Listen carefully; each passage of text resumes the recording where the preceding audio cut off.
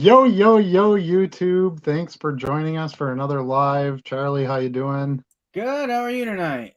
Good to see you. Good, good, good. I started this a little late, so we didn't get to have too much of our own chat before the show started tonight. Because I was listing cards. I had some Sports Illustrated for Kids and some My Little Pony, because those totally go Right. together.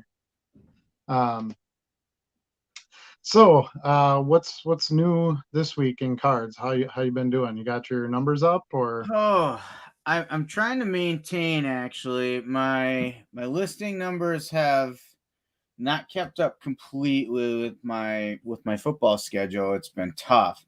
Yeah, But I'm still getting some cards out every day.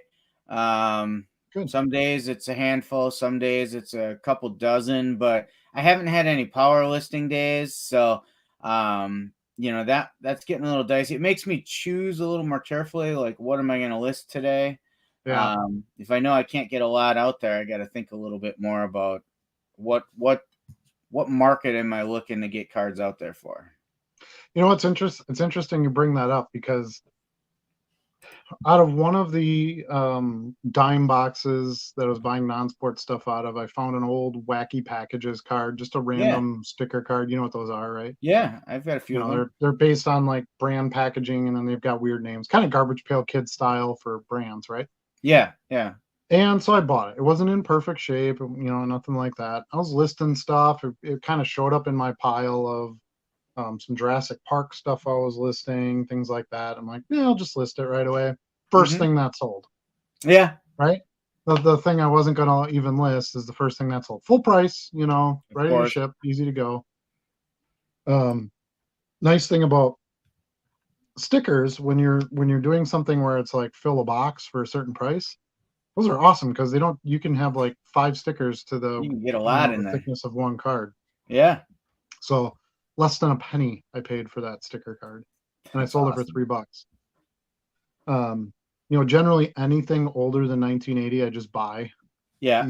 For non-sport, I bought some combat cards. They're black and white from 1964. Some King Kong, some Outer Limits. Nothing in real perfect shape, but just it's interesting how those things, like, I can list 25 Patrick Mahomes cards and not get a hit, and then Right.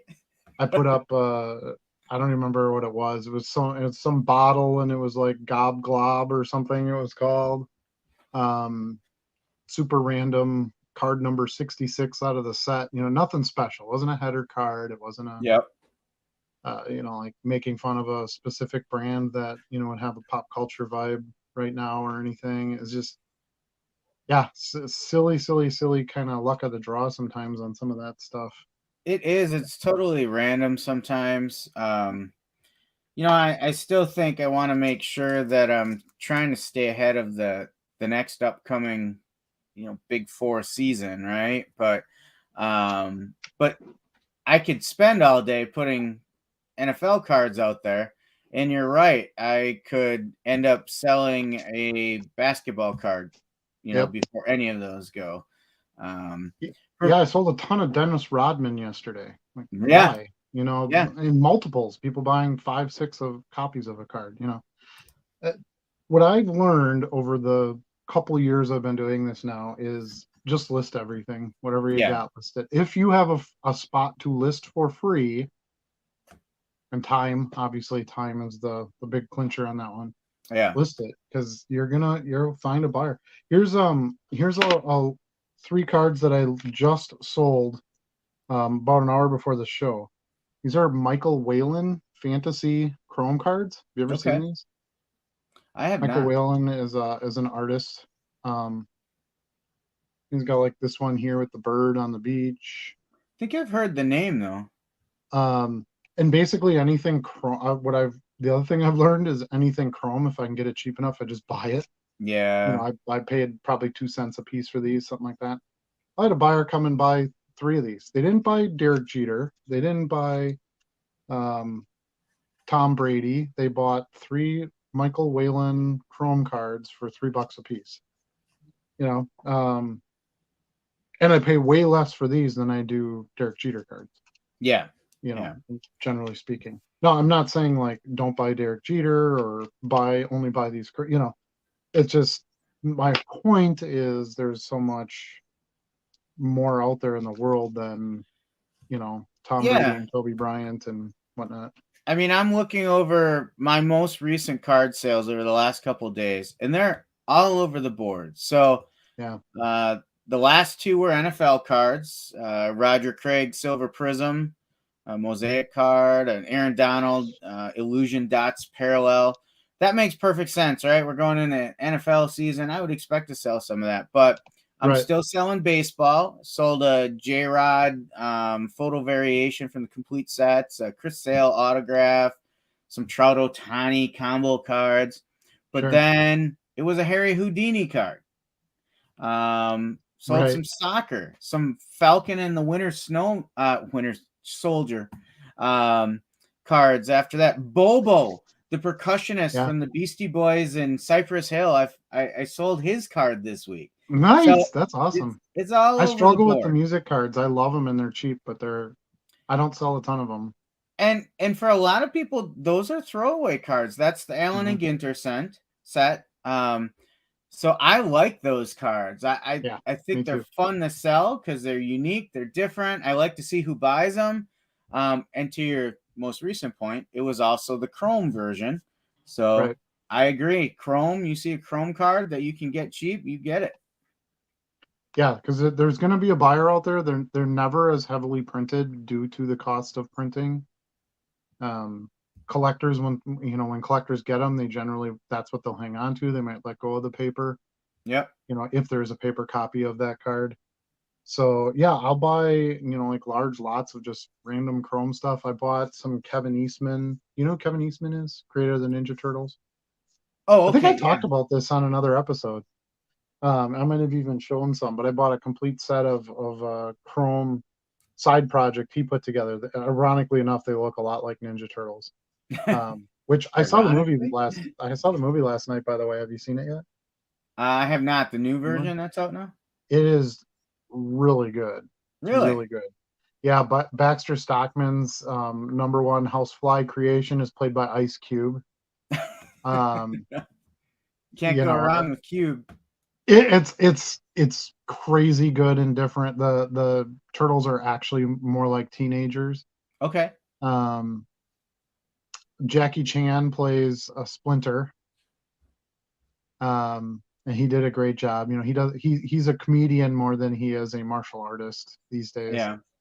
Um, yeah, it's very, very, very good. If you get a chance to see it, I'd check it out. The animation is kind of a new style. It's sort of like animated claymation. That's the best way I Yeah. I can saw put the it. previews. Yeah, and so I was really interested in that. Obviously, I'm a Turtles freak. Well, Um, I was gonna say the weird thing is I feel like it appeals more to our generation that grew up with them because I will tell you my kids have no interest in them at all. They're 11 and yeah, 13. They're like, what's the big deal about these turtles? And I'm mhm. like, what's the big deal? They're ninjas. Yeah. Come on, man. They started out as turtles and they learned ninjutsu and they go outside. Imagine that, you know. Right? um, yeah, and yesterday I sold a Michelangelo card that I bought for 50 cents at the National. I sold it for 25 bucks. Really? Yep. It was called a Behind the Mask card from the Attack of Shredder or Revenge of Shredder or something like that. It was a set that Fleer made in like 2003. Small, production run. But the mask cards, it's like a die cut card of one of the turtles kind of featuring their mask. Okay. They were one per box. So at 50 cents and it was one in 36 packs. I was like, that's probably a good buy. And I had it listed for 30 bucks and took 25 for it yesterday. So I was just um, checking because I have a few Ninja Turtle cards from an older set, and mhm. they're not the images most people are seeking out. They're kind of Mhm. those off cards in a set. Yep. I was just checking to see if I sold any yet, and I have not, but I've The got only some listed. the old ones, the only ones that I sell individually are the main character cards. So like the Mm-hmm. Michelangelo exclamation point and Yeah. the Shredder. I'll Yep. pull those out and list them separately for $3 or whatever, and then anything that's just normal, like shots, of a scene from a show, an episode, that stuff I lot up and sell. This 2003 Fleer set was a good find. I found a dealer who had some packs. I actually bought 20 packs of sealed packs and busted them at the show for fun. Okay. Got some cool inserts out of that, and they've been selling really well. You get a gold card in each pack, so you're guaranteed a little bit of return. I have like 20 gold cards. I sold like 10 of them to one buyer. Yeah. So those have been turning really well. The stand-ups, it's the little tabs, you pull both sides, and then the character like stands up in cardboard. Mm-hmm. You get Sold those a few of lot, it those. seems. Huh? It seems like you come across those quite a bit. Yeah, I try to. Anything that I got some pony ones that I just listed, or maybe they're still in here. But yeah, I had a bunch of My Little Pony ones I just picked up. I have some. Yeah, they're not in. Oh, here's one. Here's a Pumbaa. He's got a little pull tab there. You'd pull this, and then he's perforated there, and he'll pop up out of the card. Yep. That's of course from Lion King. Yeah, the non-sport stuff has really been quite a good mover for me.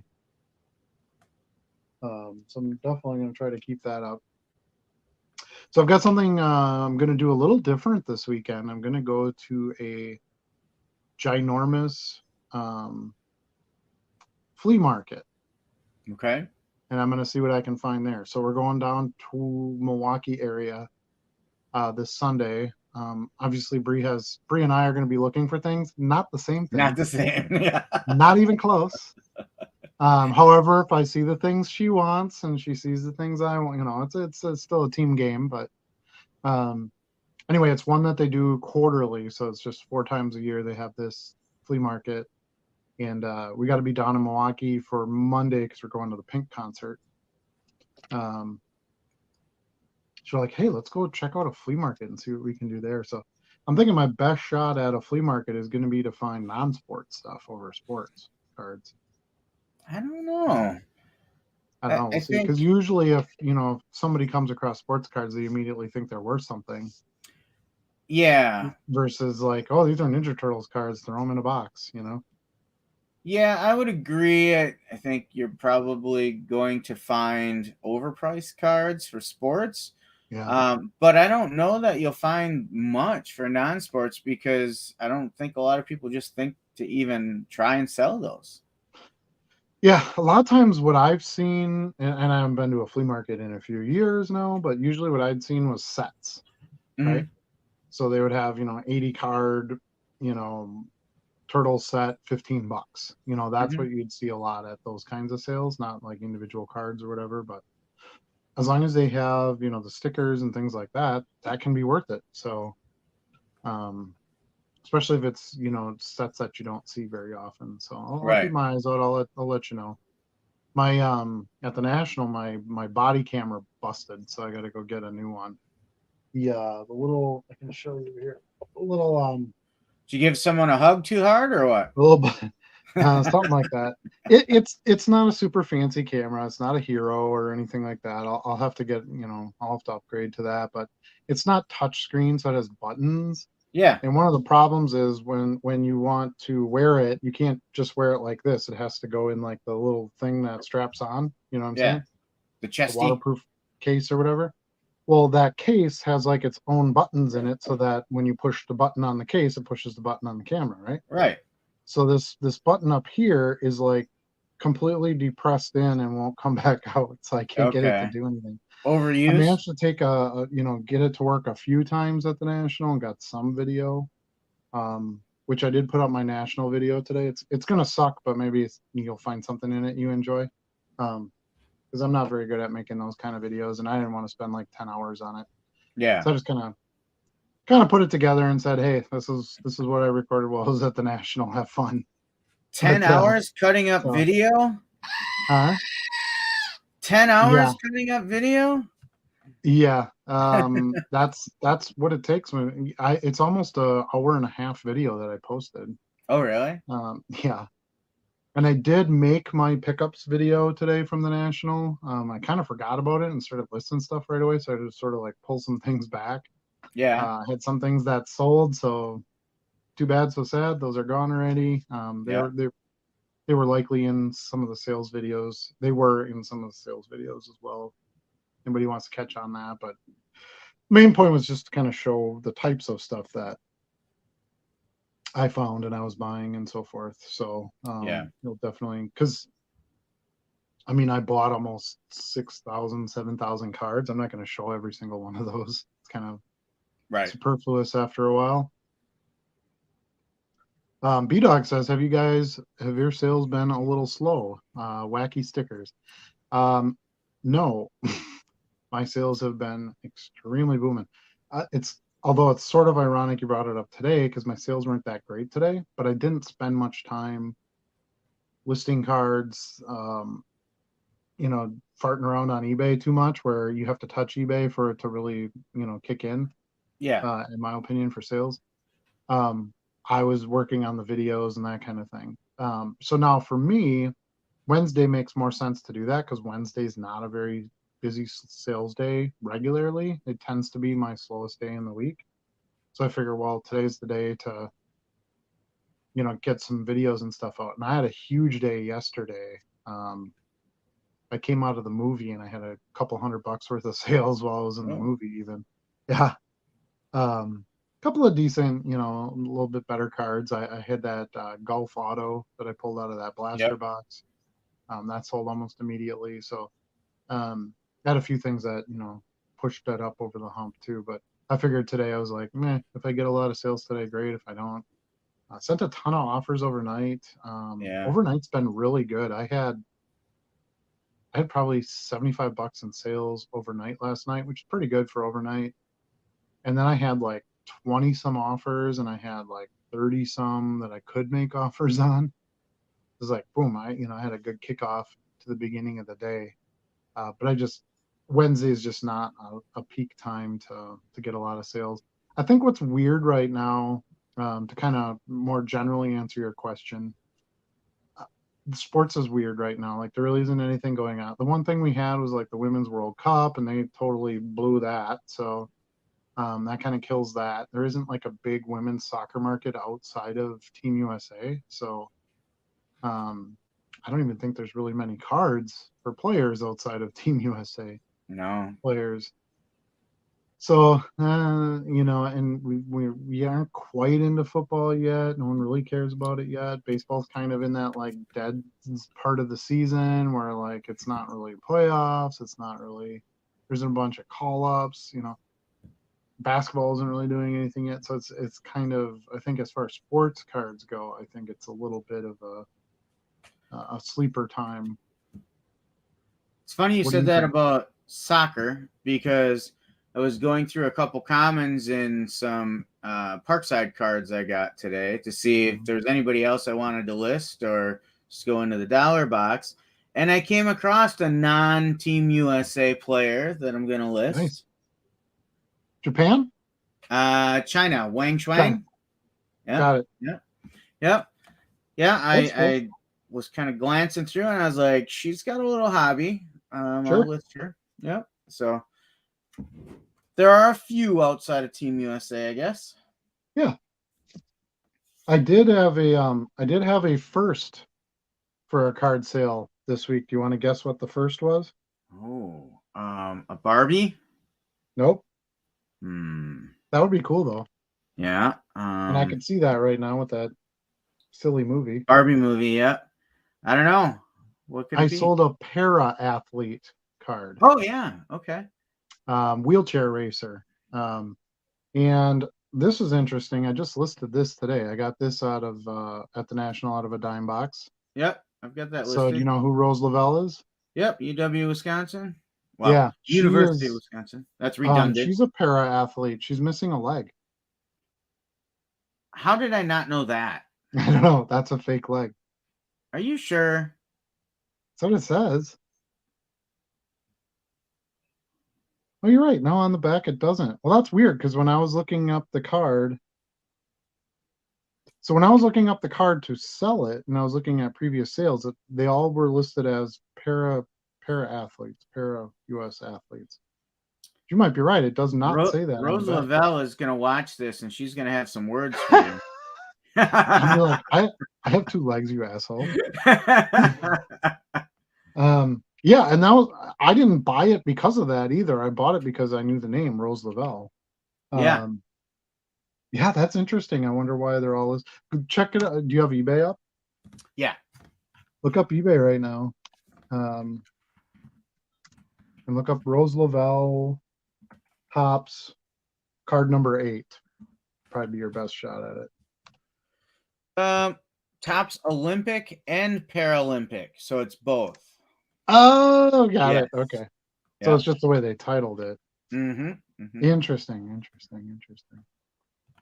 But yeah, anyway, the one that I had a sale of was obviously truly a para athlete. Yeah. As she is in a wheelchair, but yeah, so interesting to have some firsts. I always like that. For sure. To see something new happening on the sales front. As far as like what I'm chasing right now to buy, I don't know. I'm just trying to get as much diversification as I can. I'm really not buying that much because I have like thousands to. Yeah.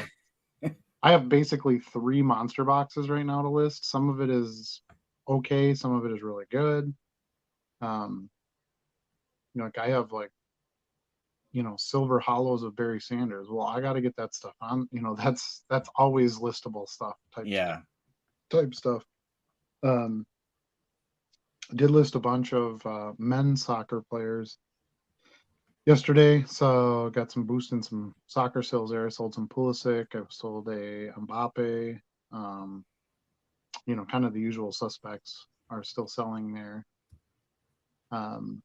I am going to the Janesville show on the 20th. I saw that. Yeah. So, if you care to join, you're certainly welcome to join.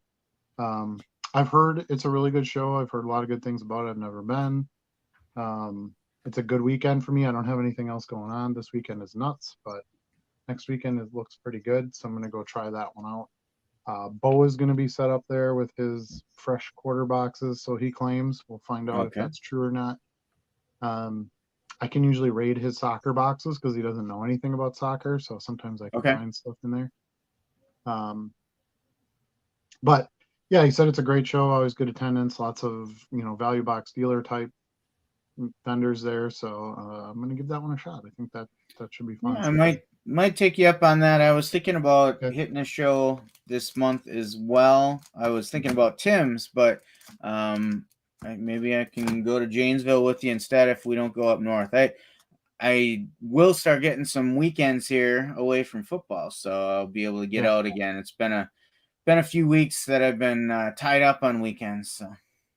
And summer's tough for shows anyway. A lot of the normal show, runners don't run shows in the summer. Like the KI show doesn't run in summer, and I think that's okay. So, same thing. I had the national. I had I have a wedding this weekend. I've got the concert. It's you end up with the busy stuff this time of year.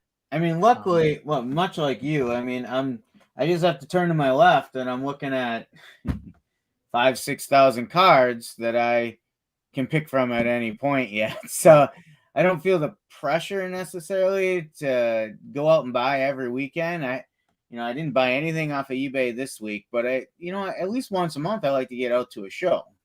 Yeah, I still think that one of the things I like about the show is I get to cherry pick. Mm-hmm. I get to buy exactly what I want to buy and what I want to list. It's real easy for me to go to a show, come back, make my pickups video, and then boom, just list all of them. Right. Depending on the quantity I buy. Yeah. But though I like that because it's like almost, it's such an immediate gratification, right? You get up in the morning, you go to the show. For me, I get content out of it, which is kind of nice too. Yep. But I get, a couple pieces of content out of it, the editing, whatever. But then I have all these cards that I cherry picked that I really like and I want to list and I think will sell. And then Right. boom, I just list through them and then I'm done. Like it's all done in a day. You know, you buy stuff on eBay, it's, you know, whatever's random in the lot. You got to wait for it Yeah. to show up in the mail. Then you got to, you know, kind of sort through it and look at each card for condition. And, you know, you sort of have to kind of go through the whole thing over a week's period of time versus, you know, I only Yeah. bought a couple things on eBay this week. I bought a really nice, huge piece Ren and Stimpy lot. I've been selling a ton of Ren and Ren and Stimpy. Stimpy. So I bought 250 piece Ren and Stimpy lot for $25, and it includes 3 of the chase cards, a few of the tattoos, like some stuff that's pretty tough to get too, and then like 200 and some of the prisms. Um, so that was a no brainer. I mean, I sell 3-4 cards and I got $25. You know, Right. those sell pretty well. And then I bought a almost complete set of Super Pac-Man.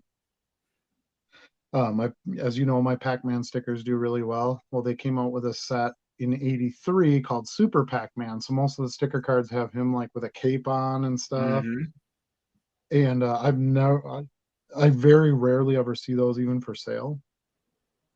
And then to that quantity, those I have to pay up for a little bit usually. I paid almost $1 a piece for those. But they sell at my $5 price, and I Right. get a lot Exactly. of multiple card sales in one order Some pretty of regularly. some of my higher sales recently have been cards that I had to pay up a little bit to $1, $1.10, something like Yeah, that. But then I was able to sell them for $7, $9, $10 because I knew right. those cards. Yeah, so it's funny. I was watching a YouTuber earlier today, and he had these spreadsheets of like, well, if I sell this many to one person at this discount, I'm actually still making this much more, and like breaking down numbers, which I love the data. I'm not going to sit there and punch all that stuff in, but Yeah. it was interesting to watch it. And I was thinking, he's like, well, you know, when I get these cards for hardly anything, you know, they were like commons, like Mm-hmm. a 1985 Topps Matsui card, Okay. you know. Well, maybe that's a bad example. That might have been a rookie card. Anyway, you know, just some total It's weird no-namer, that that super was the common. random card you pulled. Yeah, super common overprinted set, you know, a 1991 pro set, you know, I don't know, some linebacker or whatever. Um, and he's like, well, you know, and then I can sell it for $1.50, and they do sell. And he's right. I get what he's saying. But then I was like, yeah, but man, you're spinning a lot of wheels to make a buck. You know, there are times where I go like that Michelangelo card. Well, I'd rather, instead of spending pennies on a bunch of cards that maybe at some point I'd get $1 for, I'd rather spend 50 cents on that insert and sell it for $25. Right. You need a few home runs, I guess, is my point. You know, you need a couple things that are going to get you some bigger dollars, because otherwise you have to sell, you know, if you want to make $150 in a day, you got to sell 150 cards every day. Right. You know, and now you're talking a ton of labor. Like, what are you getting paid per hour then? And I'd rather sell like 30 cards for $150. You know what I mean? The labor portion's a little bit easier to handle, yet you know you still have that income. You have less shipping fees. You know, there's things that um, you know play into that, and some of the better cards are going to draw more eyes to your store too. Absolutely. You know, if all you have is, well, I got 10,000 cards for $5, you know, I'm going to list them all. The other thing is, I was just thinking about this yesterday too. So I'm at like almost 31,000 listings now, Right. and you get basically 66 at this store level. Well, how many of those 66,000 listings do I want to be a card I paid a penny for? How many of those do I want sitting there versus a couple hundred more Tom Brady cards, a couple hundred more Right. Acuna cards, a couple hundred Right. more Goonies stickers, you know? Um, I don't know. So I'm starting to think a little bit more now about, well, I can't just buy everything now because I have 66,000 listings available. I'm getting to that halfway point where I got to go, well, how many of these do I just want sitting here? Right. And I don't want to have to maintenance all that and go back and go, okay, well, now I got some good cards and I'm maxed out. So now I got to go pick out 500 cards I don't want in the store anymore and delist them. It's true. Yeah. So, and I'm not saying you have to stop at 66,000. You know, you can go above that, but you start paying per listing, and then you have to, once you get to a certain point beyond that, then you got to pay for an upgraded store. You know, Yep. I mean, there's other things that play into that. And then again, you got to be more selective with the cards you're listing. If you're going to start paying more of those fees, right, you got to list a different type of card. Yeah, let's say it costs you 5 cents to list a card. You're not going to list a card you paid a penny for, right? You know, so yeah, then you're going to have to be into the Brady cards and the, you know, Ohtani's, you know, the things that, you know, okay, I'll pay this 5 cents and it won't be a big deal because I'll get an easy sale out of it. So yeah, it's just it's a lot to kind of kick around and think about, you know, that way, you know, how to grow it and so forth. But I'm excited to go to a flea market. I haven't been to one in forever. I'm hoping that maybe I see some stuff that I hadn't thought of before. Card shows around here, we don't really get any non-sport, so I figure it might be a chance to get some, you know, versus trying to get the stuff at the show. And you know, and then at the show I'll look for my usual suspect sports stuff. So I always thought sports cards would be like the thing you could sell, and I'm not completely convinced of that anymore. No? Well, when you to buy them, there's such a solid market on it that people know the value of stuff.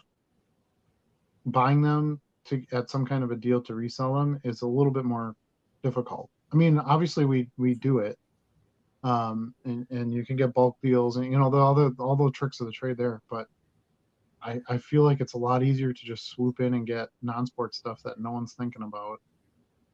Yeah, maybe. I mean, I found the stuff I found in these like dime boxes for non-sport, you would never find that Michelangelo card I bought for 50 cents and sold for $25. Would you find a $25 Tom Brady card for 50 cents? No, because everybody so I guess that's my point. Everything, and yeah, there isn't as much like under the radar-y type stuff with the sport, you know, with the I would agree with sports, as there is with the non-sport. So you know, if you're willing to look that route instead of just the sports, there is a market. And I think to some degree too, there's actually more collectors of non-sport, right? So if you're buying Ninja Turtle cards, you're probably not buying them as an investment. Versus, you're probably right. I'm going to buy this Tom Brady and I'm going to grade it and it's going to get a 10 and I'm going to sell it and I'm going to, you know, there's more of that financial angle to it. Whereas I think like when I'm selling Star Wars cards, it's some dude who wants to complete a Star Wars set or really likes this character or does the costume. I bought 3 Wampa cards at the National for me because I do the costume. Yeah. I thought they smelled bad on the outside. Right. That's a tauntaun, but you're close. Oh, you're right. You're right. The Wampa's the monster in the cave, right? Both on Hoth, though. Well, you I don't know if we've talked about this before, but you do realize that the Wampa is the most pivotal character in all of Empire Strikes Back, right? Most pivotal, huh? Yes. You want to know why? Why? Okay, so before the Wampa attacks Luke, right? Okay. Han's leaving and him and Leia are fighting and the rebellion's falling and all this. The Wampa attacks Luke. Han feels like he has to stay, go save his friend, you know, reluctant hero, right? You know? Yeah. And then Leia's like, well, you know, I better stick around, you know, and try to help. And the rebellion was, you know, kind of boosted by all of that. Of course, he goes out and he saves Luke, and then they get stranded and have to the search party for them. They come back and everybody's happy, and you know the rebellion's good to go.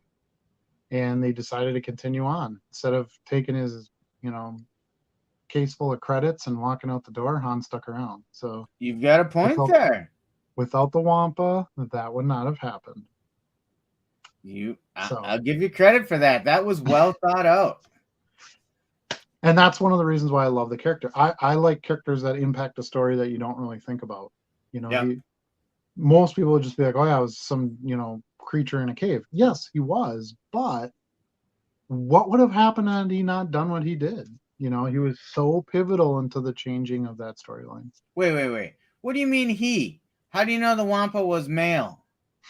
I guess I don't, but I'm male and I do a Wampa, so I'm going with you.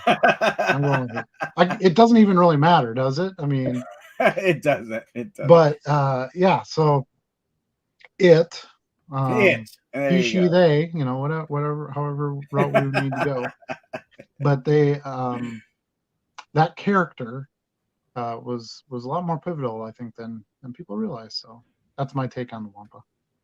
Good evening, gentlemen. Stevens Point show Saturday at the Elks Club. I have been to the Stevens Point show. Didn't do too bad there. It was not my most successful pickup show. It's a little bit smaller show. Picked up a ton of second-year Aaron Rodgers there. Okay.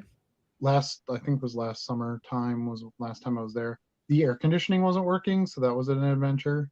However, I'm getting used to that. They didn't have any air conditioning at the National either, so whatever.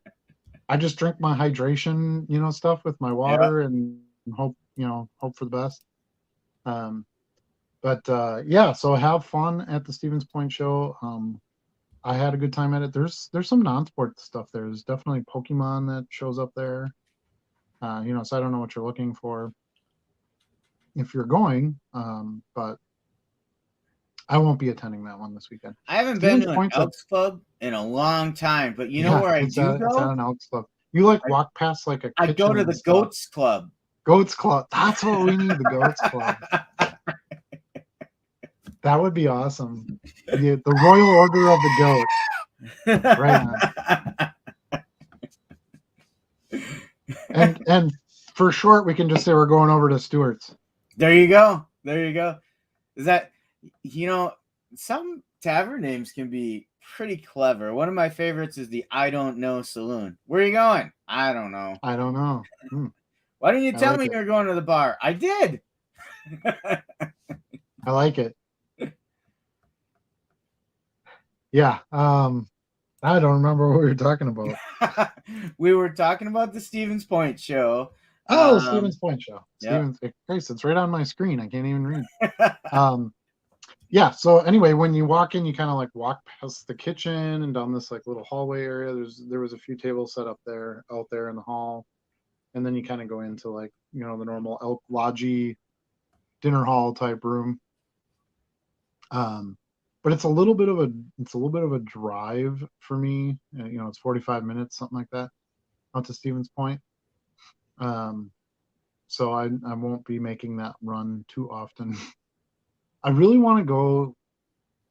I want to do like the National each year that I can do it, and then at the kind of the 6-month mark, I want to go down to the Chicago Sports Collector Show, which is supposed to be pretty good. They do that one every 6 months. And then I feel like I sort of get that national exposure twice a year. And then I shouldn't really have to buy much eBay stuff anymore. I can really, load up pretty good on the shows. Which tends to be a better way to do it, just from the aspect of you can cherry pick, Yeah. You can bulk buy a little bit easier. You don't have to pay shipping and, all those other fancy things that sort of come along with doing the eBay stuff. So that's kind of my plan going forward, hopefully. But I'm going to try the Janesville one. Like I said, I've heard good things about it. I talked to Bo about it a little bit yesterday. And he said, yeah, I set up at that one, pretty much every month. I'll be there this month. And so we'll see how it goes. Maybe we'll have, maybe I'll shoot Bo a message to see if he wants to grab a meal after or something. Yeah. If we decide to stick around that late, I don't know. Because Janesville, that's what, about an hour drive, hour and a half? A little bit more, hour and a half, yeah, hour for and a sure. half-ish. So it's not terrible. Ethan's gonna go too, so it'll be the three of us. Okay. So that'll be kind of fun that way. Yeah. And then waiting for the Cleveland hotels to open up so I can book something. They don't have a ton of selection, and none of them are tied to the convention center or anything. So I want to try Welcome to to grab Cleveland. Huh? Welcome to Cleveland. Yeah, pretty much. So I don't know. We'll see how it goes. I have never gone to the one in Cleveland. We'll see what it's like. But you got to expand your boundaries at times too. You can't just keep going to the Chicago one. It'd be good to see. The show in Cleveland is going to be different because it's just one giant open room and that's it. Versus Chicago has like all these different wings. There's actually like a ramped area you walk up, and there's a whole Okay. showroom, floor space up there, and like it's the terrain is a little bit different than just a wide open space. So the Cleveland show will be smaller, by the way. So I think it was 330,000 square feet, I believe, for Chicago, and it's like 200 and something for Cleveland. So it will eliminate some dealers, or some vendor area. I don't know how they work that, but it'll be a little bit smaller show. In some ways, maybe that would be good. And hopefully they have air conditioning. Hopefully. So there's that. But did you have any pickups this week? Did you buy anything? I did not. I haven't had any pickups since last week's show, and I walked through some of those. I've been itching. We always talk about we're not real big like wax rippers. We're not going out and buying blasters all the time, but I have been itching to rip something open just for a little fun. But I haven't had a chance to get out there and get anything yet. This week I got in some Sports Illustrated for kids. I know you're shocked. Yeah. Actually quite a bit of it. A couple of big lots, but I did pick up a Michael Phelps rookie. Nice. Go for like $35-$40. I listed that already. So I thought that was a nice unique card worthy of buying. And there was a bunch of. So what I'm trying to kind of do now with the Sports Illustrated for kids is I'm just trying to buy lots of ones that I don't have. Generally, when people sell them, they're selling them by the year because it's all stuff they ripped out of a magazine, their magazine subscription for that year. I'm kind of like, okay, well, I don't have any 2003s, so I'll buy a lot of those. And they've just been selling so well. I sold 3 Dennis Eckersley Sports Illustrated for Kids cards today. Two 1990s and 2 1993, or 1 1993. I get them for a pretty good price, and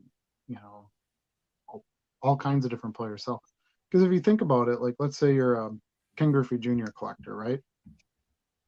And you're kind of a completist. What are the cards that you really have a trouble getting a hold of? The ones that weren't in packs. Yeah. I mean, is it hard to get a 1993 Upper Deck Ken Griffey Jr.? No, you probably have a stack of like 40 of them, but you're not going to have 40 Sports Illustrated for Kids Ken Griffey copies unless you had a whole bunch of subscriptions. So I sort of feel like that I'm really hitting the super collector, spot with that stuff. And then of course the best part is all the sports that aren't covered in any other way. Yeah. So, but enough about that. I talk a lot about Sports Illustrated for Kids. So I think we're just highly underrated. What about the big news out of Panini this week, right? Yeah, so I posted a quick little video on that. So Panini is suing Fanatics. Fanatics just countersued, I think, yesterday. Maybe it was today even. It's just a kind of a pissing match thing. They're going to settle out of court. I think Panini's kind of on their. They don't have many legs left, so I think they're just kind of like, well, screw it. We'll just attack Fanatics. We'll throw a lawsuit out there. I mean, because you can. So. Yep. Yeah, I think it's just kind of their last ditch effort to really make a play at things. This is what I don't get with Panini. Why wouldn't they just continue the products they currently make and just do them not licensed? They do that now with baseball. like baseball and stuff like that, and they sell okay. I mean, they're not Yeah. gonna sell, the cases of Prism football and basketball that they were before, but they also don't have all the extra expense of paying the licensing and all that. They can Right. still go after like exclusives with players and um, do some contract stuff that way. One of the biggest vendors or setup, companies, whatever you want to call them, at the National was Wildcard. They were hot this year. Um, they had a pretty big line. They had a huge booth. They had some good Well, you saw some of the stuff I ripped, Yeah, it's really sharp. and they have no licenses, but they've gotten really good at the Photoshop where they put them in the pro uniforms, but they have it on an angle where you're not going to see the logo anyway. So it Hmm. really doesn't matter. Um, they You can't trademark a city, so they can put on, like Brock Purdy, right? So they got Brock Purdy in his helmet, but he's looking straight on, so you don't see the SF.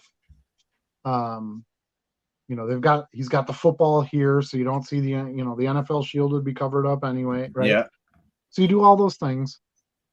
Maybe you gotta like Photoshop a Nike logo out, or something small that probably is, or you put like some fire over the top of the Nike logo, Right. or there's so many ways to easily maneuver that stuff now. But then you can still put like San Francisco on it. So you can still use the name. You can still say, hey, Brock Purdy Right. went to this school and now he Yeah. plays in San Francisco and blah, blah, blah. I really think Leafs been doing really well. They don't have licenses for anything, but they Yeah. have they have Giannis autos. You can get Giannis autos from them. Nobody else can get Giannis autos. They're not in Panini products. So I really feel like the NIL and stuff like that. I saw the biggest boom of that this national. This is the Okay. first time where it was like, I even some of the wild card cards when I was talking to like other people online and stuff, and we were looking at the cards. Normally, what you'd have somebody say is, "Oh, they look nice, but they're not licensed. Hmm. They're not." I remember the early conversations with you when you were Yeah. getting into this, and I'm like, "You have to get over the licensing." And you're like, I can't do it. I can't do it. Yeah, you can, and you have, for the most part. Yeah. Um, and I'm not against licensed products. That's great. Go ahead, Fanatics. Make your Topps Chrome and your licensed stuff and all that. That's fine too. But look what you can get in the unlicensed products. Look at the value you can get. And Yeah. when you're buying that card, you're buying Brock Purdy. You're not buying the San Francisco 49ers. I mean, here's an example: Austin Meadows Prism. I mean, Panini's gotten really good at making it a natural looking photo without any of the Yeah. logos as well. I mean, at first glance, you don't even notice that you don't see anything that says Tampa Bay Rays on the uni. And it's maybe the second or third time you look at it and you're like, oh, that's right. They don't have the license, right? Like, So here's one thing that's bothered me with Panini though with their unlicensed products. I think it's fine. They make Prism. It's the same quality of card that they make for football or basketball. yeah, But do they give you a better price on it? no. Mm-hmm. Do they give you more hits? Do you get better autos? Do you get no? No, I would say no, because it's So I that's feel something like you that get more prisms, but they've just made so many more of them. right, yeah. Yeah, Well, yeah, that doesn't. I mean, yeah, shiny, fine, but right. that's just multiplied. I think that I think Panini in this case is they don't want to give up that gold Right. that they're getting right now. And if they continue to make cards and they do an all NIL product like a wild card or like a leaf, they gotta drop the prices. Yeah. Or they're dead in the water. There isn't gonna be anybody that's gonna pass up licensed Fanatics Topps Chrome for Panini Prism unlicensed stuff where you don't get any added value. Boxes are the same price. You don't get any more. I bought those 2 boxes of Wild Card. I got 15 autographs in it. I got a Kenny Pickett, an Aiden Hutchinson. All the cards are numbered to 25 or less. The materials are really nice. I got a Desmond Ritter. I got a Malik Willis. I got a Matt Corral. Like, dude, that's a ton of value, right? It is. I pulled a 101 out of there. Like, they're at least adding value based on the fact that they can't give you the full, acknowledged product, I guess. My question though is, from a market standpoint, we as retailers, and collectors for that matter, are we better or worse off with one big monster having all the licensing deals? Well, I mean, that's okay. So it's good that you brought that up. Okay, so do you remember in 1982 the antitrust lawsuit against Topps? Yeah. Or was that 81? It was 81. 81. Yeah. Because 82 was when then you had Fleer and you had Donruss, right?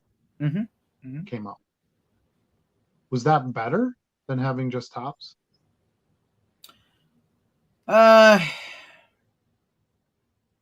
It's hard for me to say. I was so young then. Yeah.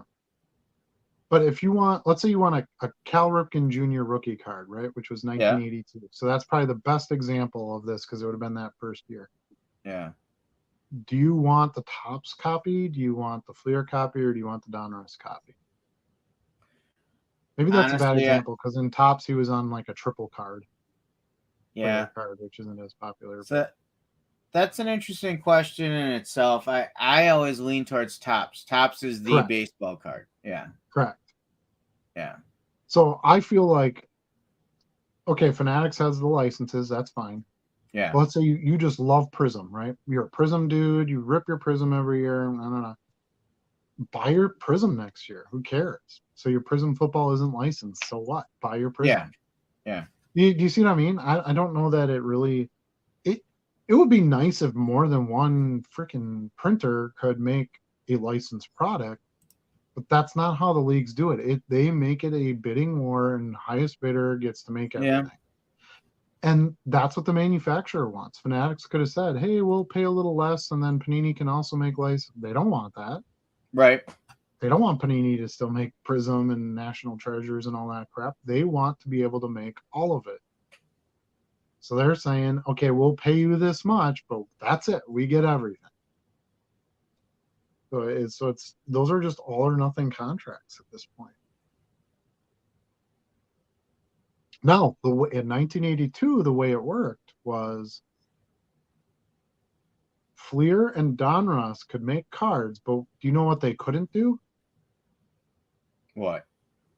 They could not put gum in the packs. That was the differentiator?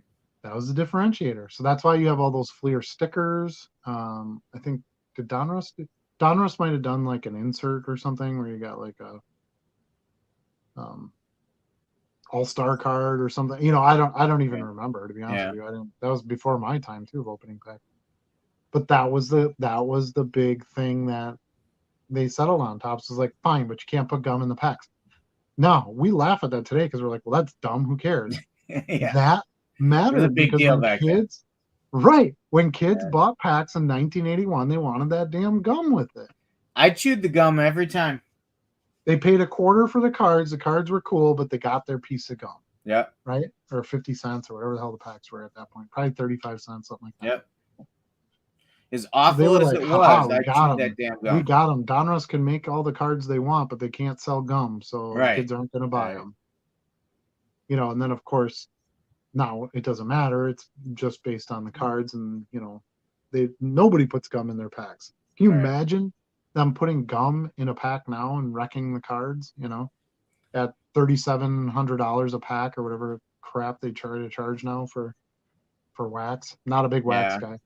The gum chalk all over the place. Yeah. So, anyway, to kind of get back to the original topic on hand here, I honestly don't care if it's one company that has all the license because any other company can still make cards. You just got to do your Photoshop work. I've in this past week, well, probably 2 weeks, I've sold more wild card cards than I've ever sold before with the new company, you know. Yeah. And I bought a ton of stuff in 2021. You know, I was happy they were back. And I was getting all the comments from people of, yeah, but they're not licensing, you know, it's just player like. And now it's like I'm selling all these different rookies and, you know, autos and stuff like that. Now, so for example, I sold the Aiden Hutchinson auto. I think I got $75 for it. How much does a numbered to 25 Aiden Hutchinson auto go for out of Prism? Gosh, Probably I would throw out 150, there, huh? 150 maybe. I wouldn't go that high. Not for Aiden Hutchinson. Well, probably more than 75 though, right? Because it's licensed. Yeah, It's I'd probably go Prism, 80. you know. Yeah. Right. So you're gonna pay less for your product, but you probably will have a diminished, I shouldn't say probably, you will have a diminished return versus a licensed product at Yeah. this point in time. Eventually when people don't give a crap, then, which it's already getting to that point, people are more, look what happened to the NBA, right? Let's take the NBA 10 years ago. Yeah. Basically the league has been entirely taken over by the players. Right? Yeah. Player goes, I don't want to play for this team anymore. I want to go play with LeBron. Magically, they're on the team with LeBron now. Right. The coaches don't have any say. You know, you don't hear any of that stuff anymore. You hear LeBron, you hear Curry, you hear Durant, like that. Yeah. That's it. Those guys run the league, and they tweet when they don't like politics, and they, you know, tweet when they don't like the ref. You know, all this kind of stuff. The players, they're getting their money now. Now players in college can get paid. I remember when LeBron got in a bunch of trouble because Hummer gave him a Hummer when he was like a senior in high school or whatever. I'm like, really? You know, so he does a commercial for Hummer, and that, you know, that's going to make him evil. But the athlete is the one that matters now. It's not the team. It's not the, you know, football's maybe a little bit different. Baseball's maybe a little bit different than basketball, but will they be forever? I don't know. So yeah, I don't. baseball, I think the baseball's biggest struggle is they don't have like a really dominant personality in the league. Maybe Bryce Harper, but a lot of people don't like him. And with his injuries, he's been kind of out of the spotlight the last couple of seasons, so he's kind of faded a little bit. They're trying to do it with J-Rod. Yeah. And, you know, Acuna's got a good personality, you know, Tatis, but Tatis has been in trouble, he got so in that trouble. doesn't help. Tim Anderson can throw punches. Oh my gosh, did you watch that? I did, yeah. Well, of course. Why wouldn't I? I'm trying to remember the last time I saw someone actually throw their glove down and square up. I thought it was pretty funny because the umpire's like, yeah, okay, whatever. Yeah, He didn't seem interested in it at all until the guy got decked, and then he was like, oh, okay, we gotta. Do you think Anderson and I forget Jose Ramirez in the back of their mind they're going, when are my guys gonna get here and separate us? Right. Yeah, it was more like hockey, right? Yeah. It's you know, hockey, that's generally how it goes. Okay, everybody agrees to fight even before it happens, and then you see the gloves hit the ice, and then you just let these two guys do their thing, and then eventually everybody comes in and kind of breaks it up. No, I'm not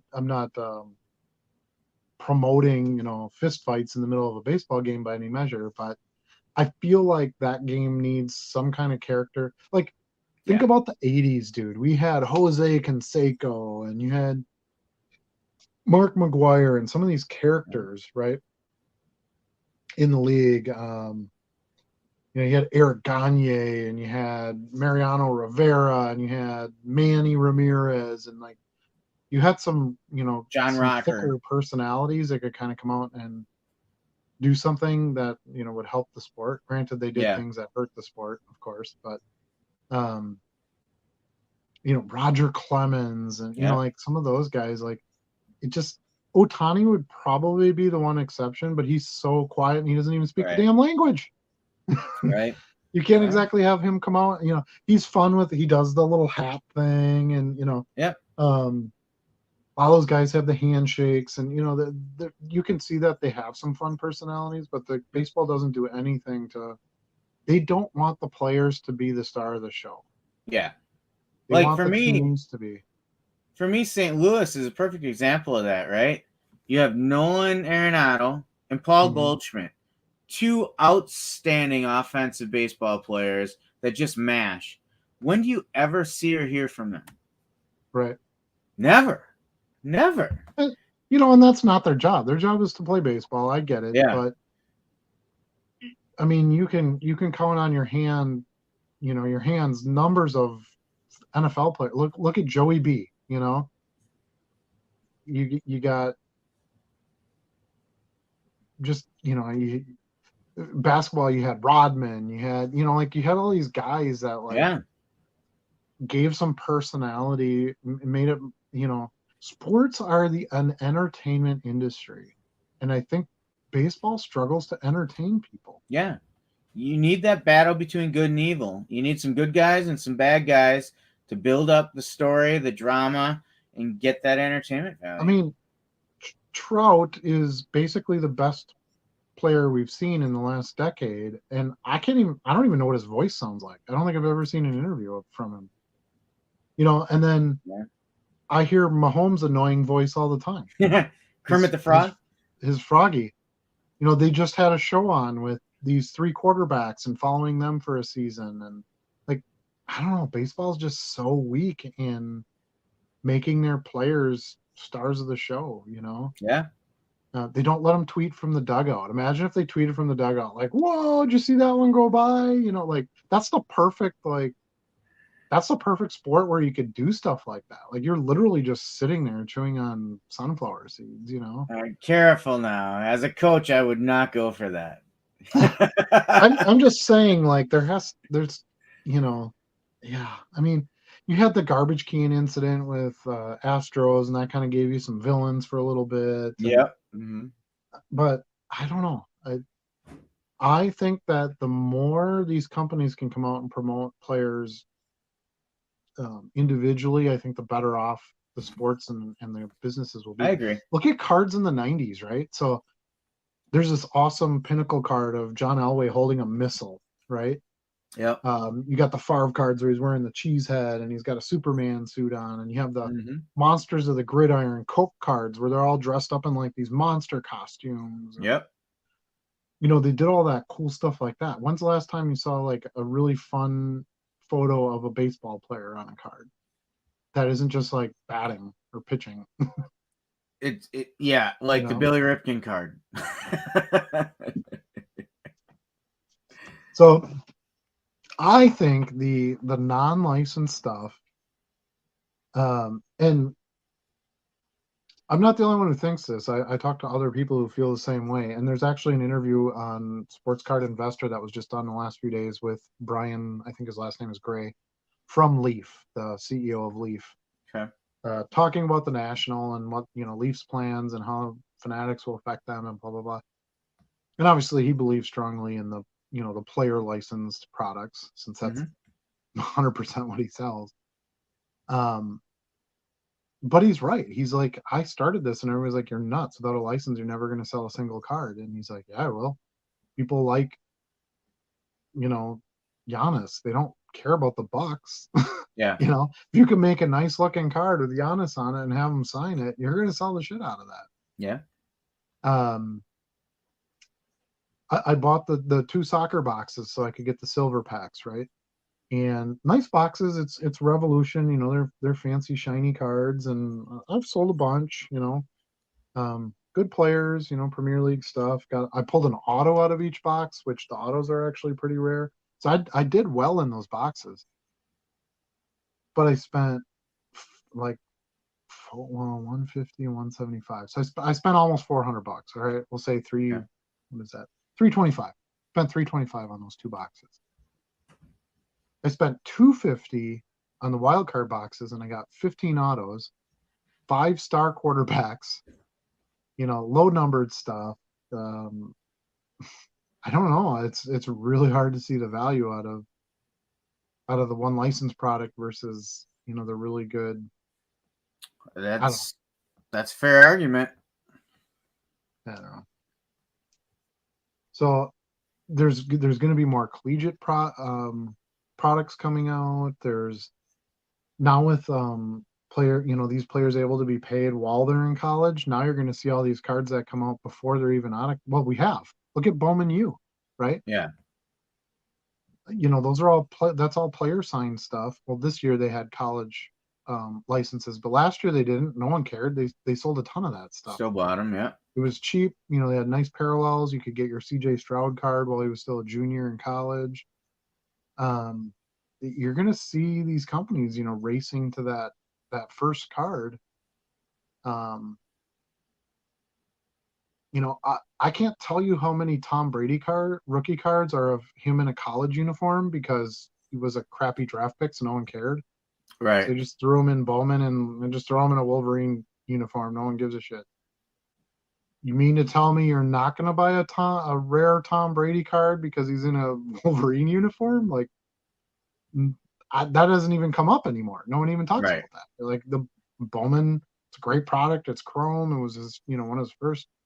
He only had 5 rookie cards, whatever. Like people get over that if the product quality is there and you know, there isn't a ton of the cards out there, you know, that kind of thing, you know, really drives more of it than what uniform are they in or did the logo get photoshopped off. Yeah. So I saw a whole bunch of non-licensed 90s stuff. That was like the first time any of that came out and nobody wanted it. Like nobody would touch it then. That was like, you have unlicensed stuff? No way. Yeah. You know, like Collector's Edge stuff and Pinnacle stuff and All Sport PPF and things like that. I sell the crap out of those cards now. Right. No one cares. Like I collect Brett Favre cards. It's a Brett Favre card. I don't give a shit if the G is on his helmet or not. So, and to that point though, there is the reverse side of that, and that's team collectors. They might care. Yeah. So if you're collecting all the, you know, 1985 Bears, well, you might want all cards that have the C on the side of the helmet. So there will always be exceptions no matter what, but yeah, I believe the NIL is something that you really want to watch. I think you get extreme amount of value out of your purchase because you're not paying for all those. You're paying for those logos. When that NFL logo is on that card and the Players Association is on that card, you're paying a butt ton for that. True. And Very how true. much value does that? How much do you want to pay for that? What value does that have to you? And I think if more individually licensed stuff starts selling better, I think the prices will come down on the licensed stuff. Because these companies would be like, what do I need the license for? I just make the unlicensed stuff and make as much money and sell more product, you know, just as much product. I don't know. I kind of think the other way. When there's only one company that has the licensed product, it positions it more as a premium product, and those prices won't come down. Well, but you, as the consumer or as the reseller, in our case, you get to decide if you want to pay that or not. Yeah. I got way more value out of those wildcard boxes that I've already sold than I did out of those soccer. And I'm comparing football to soccer. I get it. You know, it's not the same thing either, but I'm just trying to use that as an immediate example because it's within a week. Yes. One's football, one's football. Right. Now, you could also argue that it should be easier to sell the soccer because it's licensed and because it's an international sport. So, and it's a more premium product, right? Yeah. It's Revolution Soccer. But I have so much fun opening those products, and you get like, I'm not going to pull a Kenny Pickett auto out of a Panini product. Probably not. Not unless you're buying a case. $150 box, and not only did I pull that, I got an Aiden Hutchinson and a Matt Corral right auto. Right. And a couple of linemen, a couple other things to sort of round it out besides, and some other cool cards, low numbered, everything's serial numbered, they don't overprint the shit out of it. I don't know. It'll be really interesting to see.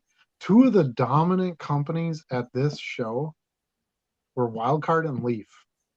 I heard that. Yeah. And that is not even close to the norm. It in the past, it was all I barely saw anything from Upper Deck, but they're basically just hockey, and then they're individually licensed players. Mm-hmm. By the way, they're Jordan and Gretzky and Griffey and all that stuff.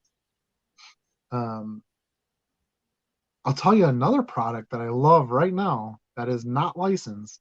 What's that? Skybox Metal. Oh, we all know you love your metal cards. I just bought a couple boxes of that. Did really well. I got the Golf, that Golf auto.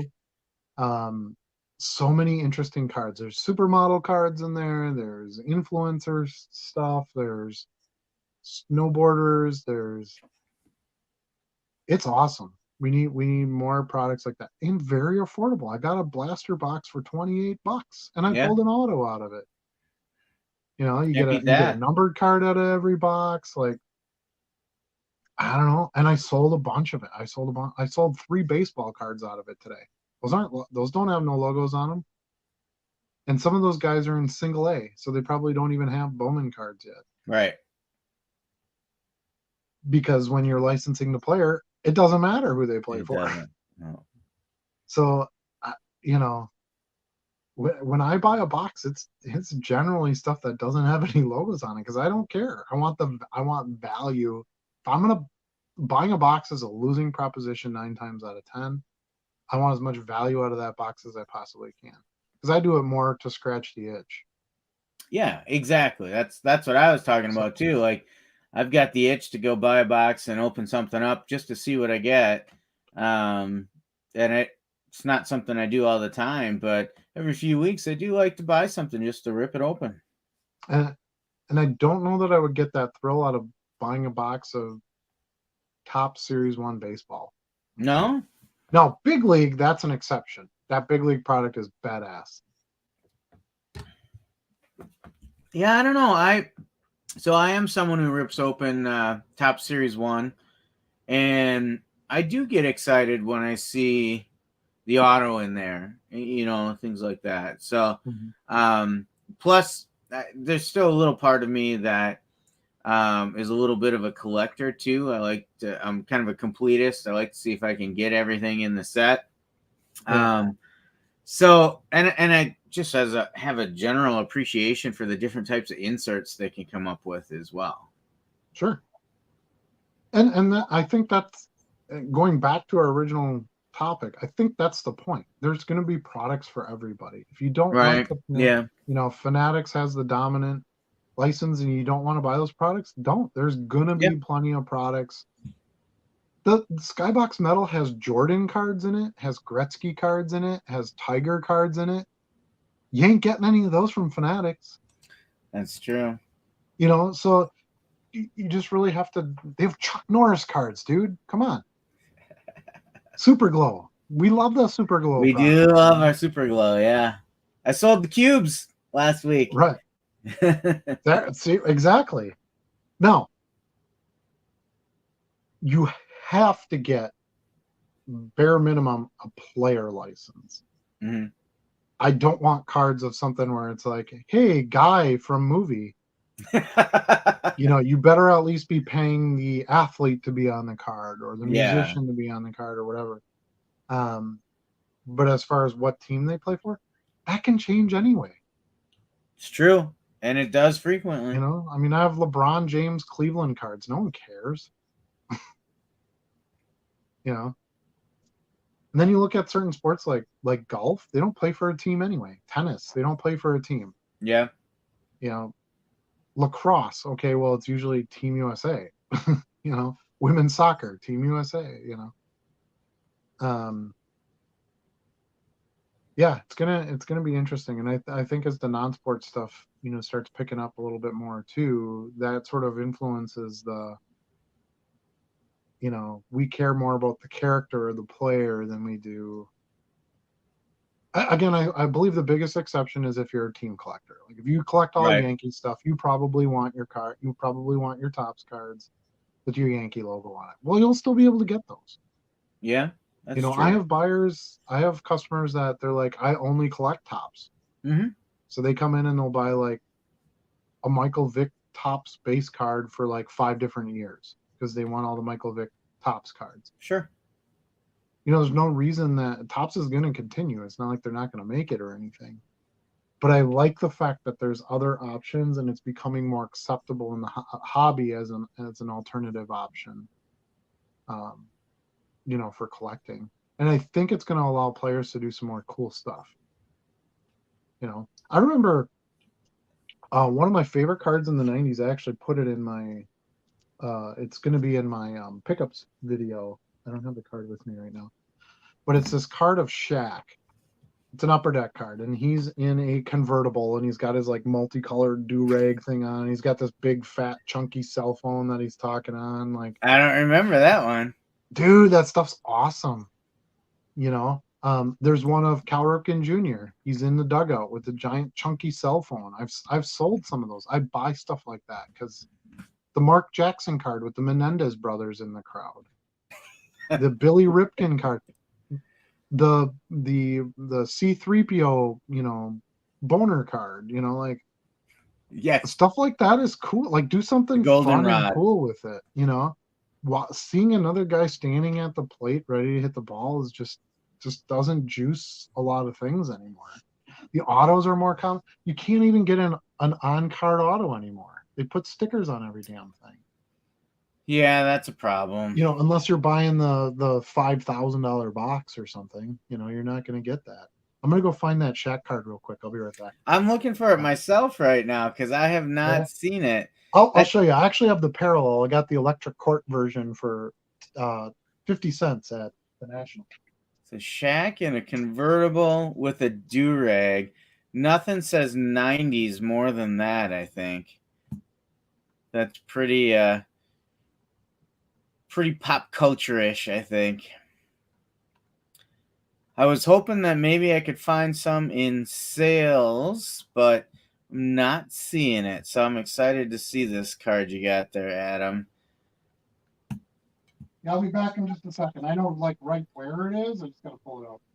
We're testing your organizational system with this now. Yeah, right? Yeah, I actually just stuck it in here, so it's not quite in my memory bank yet. So this is a card that Adam pulls out every once in a while just to look at. He knows right where it is. Hey, less than 45 seconds, so my system. That wasn't bad. That wasn't bad. See, it's like him in the rear view mirror. Is that a cell phone? Like an early cell phone in his hand? Yeah. Too? The brick? Yeah, it's a big chunky cell phone, and he's got like the cross colors wrap on his head, and it says images of 95 on here. And that's in the side view. And then mirror, this is right? this is the parallel. It's the electric court parallel. You got one of those per pack. What? So that is not in any recent sales of them either. I sold one not too long ago. Yeah. But probably long ago enough that it's not on there. It was probably close to a year. Images of 1995. And then look at the back. Oh, there it is. There it is. Look at him on the back with the stuff on his eyes. He's got like funky sunglasses on, and yeah, I see one sold on July 24th last month, so it wasn't too far back. There you go. See that we need stuff. We need stuff like that. We need characters in the leagues. Characters. Like that. There, you said it. Characters. And no, this card is sort of licensed, right? I mean, it's got the Orlando Magic on the back. If it wasn't, would it matter? Would it affect this card in any way? No, probably not. Exactly.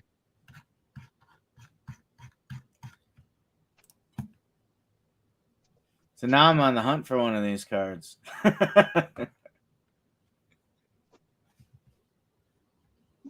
Electric Court.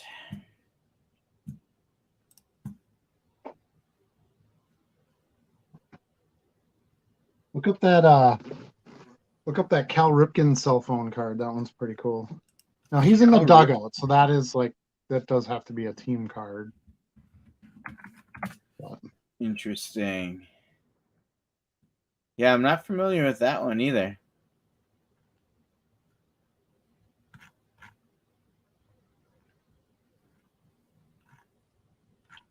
yeah, I can't remember what year that is. It was 92 maybe. Yeah, I'm I not mean, finding it. Oh, wait. Coca-Cola 1996 scoreboard Coca-Cola Sprint phone card sells? Is nope, that it? nope. No. Hold on, I'll find it. He's actually on a cell phone, huh? Yep.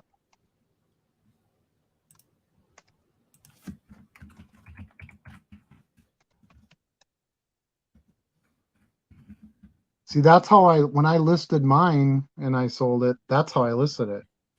Yeah. I listed it as Cal Ripken Jr. There it is. I found it right away. I listed it as Cal Ripken Jr.'s on a cell phone. So did this person. That's interesting. 94 Collector's Choice. Yep, that's it. There we go. Oh, sure, on the brick phone.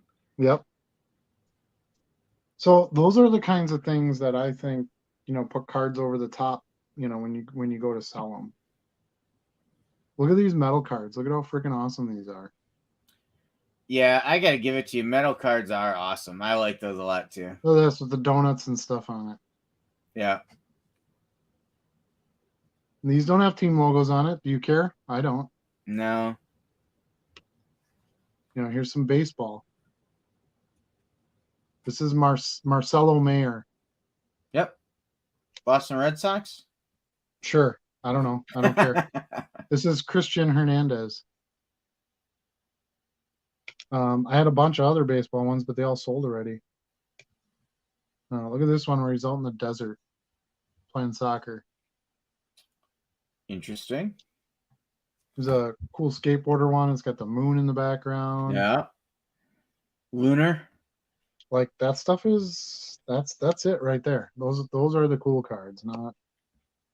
I have a hard time saying that 2023 Top Series 1 base card of that player would beat out that metal card. I'd rather have the metal card. If I'm a collector. That's actually the positive that I give Panini is it felt like they brought more style into the cards, whereas Topps was still the traditional. Yes and no. I believe the best years of cards ever were 1997 through 2001. And that was the year where Fleer had their awesome art department and they were designing precious metal gems and Dunkin' Go Nuts and fair. Just all, and those inserts are worth a ton of money because people want them. Yeah. Now they were all licensed cards too. But if the precious metal gems 97 metal set was like this metal set and it wasn't licensed, would that hurt its value today? I don't know that it would. Probably not. I think there's certain players that are identified by with a team, right? So you got like Jordan and the Bulls, right? Yep. Jordan cards without Bulls logos on it, they're a little tougher to look at. Yeah. Like the Barons card, the baseball card. Yeah. Yeah. Well, like Jose Wizards Canseco, card. I don't know. There's most players that it really doesn't matter that much. Maybe Jeter in a Yankees uniform. Mm-hmm. Like you have maybe these certain players where it's like the team is that important with the player. But if your Ohtani card doesn't have Angels on it, do you give a crap? I don't. Team sucks anyway. Yet he's gonna stay and play for him some more. Yeah. I don't think so. I think We'll he's see. gonna get a big paycheck and he's out of there. Everyone's hoping. I think maybe the one exception to that would be football, and the reason that being is because most of the players play their whole career with one team. And then that changes it where maybe the team is a little bit more important.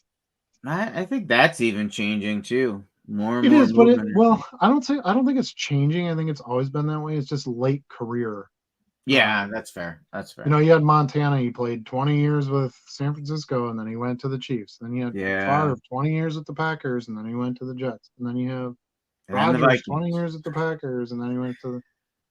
You know, that's usually what you see is kind of these guys clinging on for the last couple of years, and the Yeah. teams have to sell because they need to prepare for the future. Hmm. Um, so I think in that case, you'll see a lot more of that in that case. But I mean, if you think about Brett Favre, it's still Packers. If you think about Joe Montana, it's still 49ers. If you think Yeah. about any one of those players who just made those late career moves, Brady is a Patriot, right? Um, Yeah. he's maybe the exception because he won a Super Bowl. Same thing with Peyton Manning. I mean, he was Colts, but he also Yep. won a Super Bowl with Denver. So there's maybe some exceptions to that rule too. But Honestly, every card I look at, I immediately associate a team with them, and if the card isn't that team, it causes me to take a second look. We can go yeah, back to Arenado and Goldschmidt. When you throw Arenado at me, I think Colorado Rockies. When you right, throw Goldschmidt at me, I think Arizona Diamondbacks. true. And Yep, then if it's a St. Louis card, I'm like, that's nice, but it's not perfect for me. Like, you know what I mean? Like yep, Troy Tulowitzki, yep. outstanding shortstop when he was with the Colorado Rockies. He's always a Rocky to me. That Lou Piniella auto I got recently was a Kansas City card. In my mind, he's always a Yankee, Yep. you know? He's a Cub People don't like to admit that. coach, Cub coach. Yeah, I think I don't know. I think if you remove the team from the player card, it's almost better Yeah. because most look at so I like my Ricky Hendersons, right? We've talked about Mhm. him quite a bit. Mhm. That dude played for like 14 teams. It's crazy. But only one matters. Don't even. He's an A. Always and forever, But he's an he A. was a Yankee. He was a Yankee for some years. He was a Nobody cares. Dodger. I mean, he was Nobody cares. everywhere. You think Okay, Ricky so Henderson in your mind, you see an Oakland A's uniform. let me ask you this. Let's say they were to make a Ricky Henderson card today that you really liked, and he was in a Dodgers uniform. Would you rather have that, or would you rather have him just be in a non-licensed uniform? Depends on what I'm paying. If I'm paying good money, I'm probably going to want the team I want. Well, let's assume you're paying less, because if there's no team on it, it should be less. Yeah. If I'm paying $1.50, then I don't care. Right. So that's why I said there's like a breaking point in there somewhere. Did I Yeah. get quite as nice of cards or return value on those wild card cards? No, but I got 15 autos for $250 Right. of Right. star players. Like, I don't know. I don't think I care. We are super behind on the chat. I guess I didn't realize It that there just was a blew lot up going on on. us, actually. It was Did it? quiet for Did a it while. just happen? Because I was like, Yeah. holy crap! I came back and there's like 2 pages. Yep. It just blew up. Let's try to take some of these on here. Temp, there was only bad once, a little bit of everything. Only show in state, I Oh, believe. Cleveland. I think we're talking call back to Cleveland. Actually, I think he was talking. Chicago. He's the one who brought up the Stevens points. Maybe he was talking about the Stevens point. Oh, okay. Oh, 45 minutes. Dang, my cutoff is usually 2.5 hours. Yeah, because I was talking about 45 minutes there. Yeah, but Adam is James, self-proclaimed lazy. yes, and I don't like to waste gas either. Janesville is 2.5 hours. That seems longer than I thought, but whatever. Depends on how fast you drive. Yeah, right. Yeah, exactly. The time is up to me, isn't it? How long it takes? Except for when Like, you go through Rosendale. I'm getting on a jet airplane. MD says he likes seeing my offbeat lot pickups. You know your lane so well, and sourcing on eBay is never the easiest. Yeah, I think I've put a lot of time and research and effort into it, and I've seen results. I try stuff, and some of it works, some of it doesn't. I bought a lot of music cards because I got those a really good deal, and they don't sell that well, so Right. probably won't be doing as much of that. That's the National Rush again, just like the National Exclusive stuff. Give it a month and it's dead. Yep, Wild that's why card I and sold all my National Exclusive stuff right away. Yeah, I'm a 30-year veteran to Comic Cons, and yeah, it's the same stuff with that too. is he saying though that the wild card and the leaf stuff gets a little rush from the national too and then dies off? I don't think so because those weren't like national exclusives; those are just regular products. So, as a matter of fact, I'm friends with the CEO from Wildcard. So this is not a commercial for Wildcard by any measure of the imagination. I like their products and I like the company. I like the brand. I like the striped parallels in the 90s. It was the first parallel that ever was made in sports cards. Anyway, I'm friends with the CEO, so he sent me the link because they were putting they had some national boxes left and they were making them out for available for sale for the same price to what they call their insiders club, which anyone can sign up for, by the way. It's insidetraders.com, I think is what it's called. But anyway, you have to be on there. They put them available up on that website until they're gone. So anyway, I got the email. I go to log in and buy them, gone. Didn't even get a chance to buy another one. So not the only one buying the products either. Right. Tom says, I'm late. What's up, gents and ladies? Lots. Talking about future shows, talking about the national. We're talking about how individually licensed stuff is better than team licensed stuff, and it's Charlie's favorite. Found some off the wall Ken Griffey Jr. pickups while in Seattle last week. Comic books, local Taco Time restaurant, oversized cards. Awesome. See, that's what I'm talking about. That's the stuff that will move fast. You can write your own price for it because it's not overly available. Tom took his biggest loss yet today, won a Mike Gesicki rookie auto, and months later pulled it. 4 picks, 4 first time, realized auto is transferring onto Penny Sleeve and Bleeding Through. Oh, bum. So it must have been on card, I'm guessing, because it shouldn't have came off a sticker. Oh, that sucks. Sorry, dude. So I made it abundantly clear and took the loss. Sold super quick though, so at least that's that, and I can move on. Not surprised. Looked it up from an old probation auction. Sometimes that's just it. I've taken losses on cards too. Oh, from an old Probstein auction. And when he said probation auction, I'm like, I don't know what that means. But I didn't know either. Probstein, I do know. Let's see. Can't complain. Less than $10 after fees isn't something I should put, because I'm sure there will be much worse no matter what. Yeah, losses is part of being in a business, really. Yeah. Got a Craig Biggio or Jeff Bagwell credit card looking card, found a lot pickup from the 90s. I have some of those. I love them where they've got the imprinted numbers on it. It's got like their fake signature in the signature box on the back. Credit cards, awesome. Enjoy the studio credit card insert set. Yeah, I agree, Tom. Tom Bullard, how's your listing going though? I feel like these messages were posted earlier and we just never got them. I think they were delayed coming in.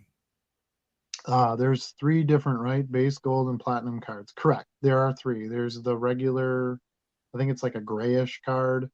There's the gold one. I don't know about the platinums. I haven't seen one. I'm guessing they're pretty rare. Yeah, they're cool. Not anymore in football. Yeah. I think he's referring to like team loyalty in football, maybe. I don't know. Could be. 95 studio entire set looks like silver credit cards. The gold cards and platinum cards were inserts. Okay, that makes sense. I think mine is gold. I've had some gold ones. They're pretty cool. They sell pretty well. Enjoy the facts and details, so appreciate that. Card hobbyist. Yeah, I'll decline before I ever accept a Thurman Thomas Fish card. F that. I bet you won't. I bet if they make it, you're going to be like, I got to have this. Honestly, why I faded from collecting Canseco as a kid after the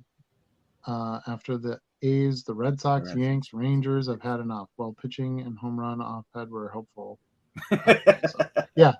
The home run off the head. That was great. Yeah, that's classic. They should have totally made a card of that. Like, they missed the boat on all this stuff. I guess they had trouble getting players into the studios anymore, so they went with the credit card design. They went away from the original studio concept.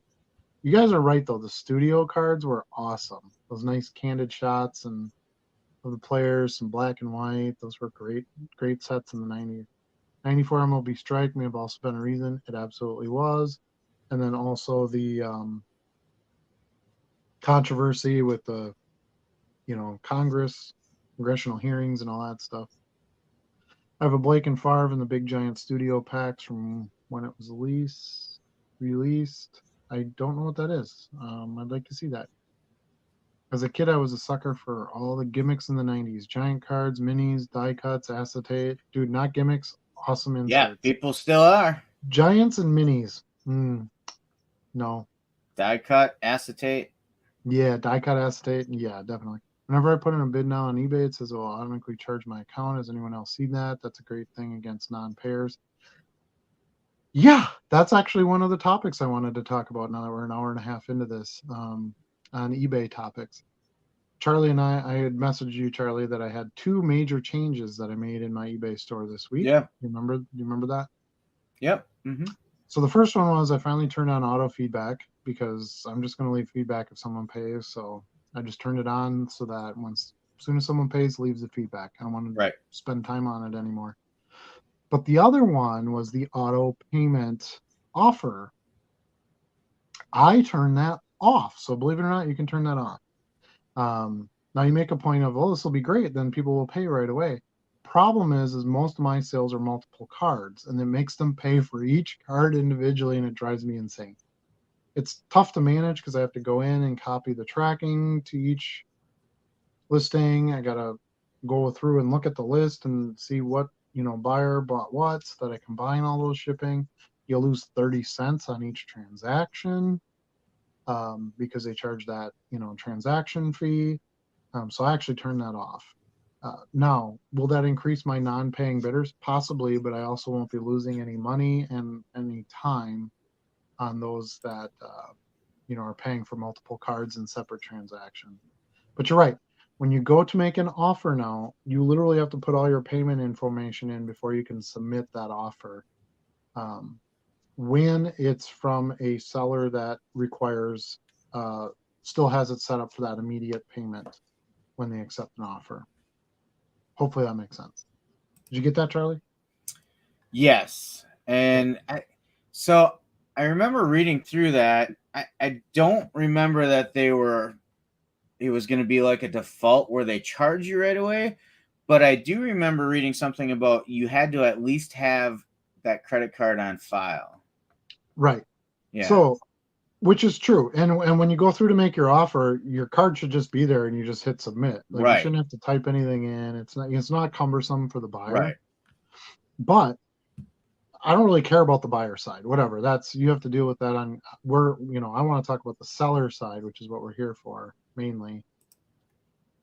It does automatically set you up on the seller side to require that immediate payment when you accept an offer. So you have to decide if you want to keep that on or not. I don't like it. Like I had a 2 orders today. I had one that was 12 Brady cards, and I had another one that was like 20 some Dennis Rodman cards. I don't want those all paid for separately. I want them to show up as one transaction. I make one packaging slip. It puts the tracking number on every single one of them. I don't want to pay the 30 cents for each single one. So to me, it's no. Sometimes I have to keep in mind that eBay is not just for selling cards because I forget that. So now if you're selling like little figurines and you're charging shipping on each one of your sales, you probably want that automatic payment because even if they buy multiple items, you're getting the shipping on each item, right? Yeah. So maybe you don't care then about the 30 cents, per transaction or something, or you're not getting as many multiple sales. You're selling one figurine to one of this guy, one figurine to this girl, and whatever. Versus cards, you're going to get a lot of multiple card orders. You hope so. MD says, yes, wildcard dies off greatly after the Nationals. Happened the past couple of years. People get excited about getting cheap autos of guys, and then the logo stuff comes out. absolutely the logo stuff is going to sell more than the non-licensed stuff. But I can tell you, I don't know if you were at the National at all, but I can tell you this year the vibe at Wildcard was 1,000% different than it was even last year. People did not seem as concerned about the license stuff as that was a hot topic last year. So I think a lot of people are willing to give up. Like, if you get a really sweet, here, I'll show you an example. Here's my Kenny Pickett auto. You get a really sweet Kenny Pickett auto card, right? That's got him in the pro-looking uniform, just no logo on it, numbered out of, what is this, 4? Up there somewhere. Numbered out of 4. I don't know if you can see that. Yep, 3 out of 4. That is a sweet card. If I want a Kenny Pickett auto and I can get that for half the price of Prism, which I don't think Prism is are very nice cards. Yeah, I'm probably going to buy that. So I think you're going to start seeing collectors and buyers make more decisions, maybe outside of that. But we'll see. And like I said, those weren't like special wild card products this year at the National. They were just boxes that they sold, they were just hobby boxes. So it was no different than, buying a hobby box of any Panini product, really. Let's see, in a can, on Pogs, on poker chips, credit cards, metal, sign me up as a kid. Yeah. Yeah, that stuff was awesome. I got a bunch of those coins around here I got to get listed yet. Speaking of that. The coin. Here's one. I got one right here. I bought a John Elway card at the National that had a Brett Favre coin in it. There you go. Which is kind of funny, but I got the card and the coin for 10 cents. So it was kind of a no-brainer. Since cards don't take up too much space, I'm willing to sit on the ones that take forever to sell. Figure they'd beef up a lot if I ever want to liquidate. Correct. That's why I sell cards as well. Up to 170, so making progress. Thanks, there we Charlie. go. 170 what? Listings. Oh. Thanks, Charlie. What did you do for him? Keep chugging along. I asked him before how he was doing on his listings. Oh, okay. I'm so out of this conversation at this point. Gotta watch out. Some of the supplies floating around out there from these fly-by-night companies aren't good for cards. I've seen a ton of stick to Ultra Pro and you'll be good. Yeah, I don't buy any disc. And he's referring to that auto earlier that I think was it Tom talking about it, where it's stuck to the sleeve. I only buy the BCW and the Ultra Pro products, and they're fantastic. You don't have to worry about those. I was talking about players staying with one team through their careers. Exactly. Their players are writing their own tickets now. They're making these contracts or going to other teams. There isn't a loyalty from the team, so there isn't a loyalty from the player. And so that's why I don't think team licensing is going to matter. Shells has some nice sleeves. I haven't used Shells. I don't know anything about them. I've seen a YouTuber that uses them and likes them, but I don't know if he's just shilling the product or not. I won't use anything Ultra Pro unless it's better quality, but I've never seen anything close. I'm an Ultra Pro can have user its issues too, though. I'm still a sucker for all of it, so I'm happy most snub their nose. So I agree with Yuz. I knew y'all had good taste. Yeah, we sure do. Agree to disagree there. No logos bothers me to no end. I understand where you are coming from. Just would never make it in my collection. Flipping it, sure. I'm still trying to get over it. So one thing that was really interesting. It's funny that he mentions this because we're old, right? So when we collected, it had to be licensed stuff. I talked about some of the '90s products where it was like those were dead in the water. But I'll tell you, the National was super dominated by kids this year. I saw way more kids than I did like I've heard that. Investor crowd. And that's good. Yeah. The kids did not care if they were licensed or not. They liked their players. They didn't give a shit what team they were on. Most of the rookie cards that they were buying of players aren't on a team yet anyway. They're buying baseball prospect stuff and things like that. So they don't associate that person. Like if I say to you CJ Stroud, who does CJ Stroud play for? Right now? Like, who was he drafted by? Who will be playing for? I don't even know, to be honest. Exactly. So if you're like a CJ Stroud guy, why do you care what team is on? You know what I mean? And the reason I don't know is because I hate CJ Stroud and anything associated with Ohio State. That's good. I'll remember that, so I keep pointing it out. I'll keep mentioning it. Go Cubs. I love oddball food issues from the 80s and 90s, and those are no logo, and I can look past licensing, but some are executed way better than others. Though. Yeah, and that was something we talked about earlier with Photoshopping getting so much better, and the card companies designing things where it cover up where a logo would be anyway, so it doesn't matter. Yeah, I think they can do more with products. You can get more value for what you're buying because they don't have the licensing costs. But anyway, and he's right. 80s and 90s food stuff like those Coca-Cola Monsters of the Gridiron inserts. Yeah, awesome. Yeah. The Tombstone pizza ones where you got a football card in each one. The Domino's pizza ones. Those were cool cards and they weren't licensed. If I see those in a 10-cent box, they come home with me. Right. And MD says I at least get that there's a team on the jersey and helmet, not just blank. And that's where, again, I think that those photoshopping skills, are coming more into play here, where you're going to see them not just trying to skip the logos and just pretend that they aren't there. They're going to try to address that and do something with the logos. Like here's another example, right? So this is, nobody's going to know who this is, but Darian Kennard. Let's see how it's like a nice straight on photo, and the Nike logo is on there, but you wouldn't see the team on the helmet because he's straight on. So it's recognizable. You just don't see the logo. Right. You can. Yeah. They still use the player in the uniform. They just take the logo off or cover the logo up somehow. Yep. No Buckeye love. Charlie said that, not me. I could care less about the Buckeyes. The dub. It's all about the dub. For that matter. Most unlicensed stuff is low effort. Leaf is about the only company that I've seen put together some semblance of a respectable product. Just my 2 cents, just difference of opinion.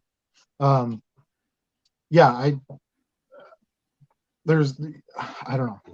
I agree. I think if you're just gonna do blank helmets, blank jerseys, that's a little bit tougher sell. But I think if you can make really cool cards and you can incorporate where the logo would be somewhere in the card design, I don't think I don't think most people are gonna care. Some of my favorite Ohtani cards are of him in his Japanese team uniforms. Yeah, I love those super early Ohtani cards. Some of my favorite Brady cards are like, I love the press pass card of him in the Wolverines uniform. I don't care that he's not in a Patriots uniform. It's Tom Brady, I don't think there's any argument that they still sell, but I do think that a lot of people still have a preference. It won't stop them from buying it, but they're going to rank certain cards that they want, and I think they're going to go for the logo stuff first if it's the right card, but it won't stop them from buying that non-licensed stuff.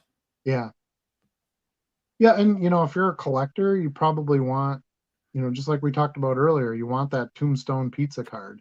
Yeah, that card's harder to come across than the 1993 Topps licensed card that they printed 64 million of. Why I want that card too, but I'll pay $0.25 for that card because I can find it in any quarter box. But I'll probably pay up for the Tombstone card because you don't see them, even though it's not licensed, because I collect that player. I think the team collecting is the bigger hang up. I think if you collect a certain team, you're going to want the team logo on it. That one I completely agree with. Where like, I don't know how that. Yeah, you can't really get around that one. Yeah, that one you're going to have to pay up and buy the license stuff. Tom says the auto problem was more of the ink that was used. It was 18 Donruss. I've had that same problem on some of the early 2000 stuff, Topps Finest autos, my Topps Finest football autos. I pull out some of the cards and there isn't even an autograph on it anymore. Really? It's just totally faded off. Yeah. So I don't know if it was the pen they used or what it was. I think as time goes, it will matter less with kids coming up because of stuff like the Panini baseball stuff with only solo color scheme helps if traded. Plus, Yeah. price point is easier entry. What Charlie said. Yeah, exactly.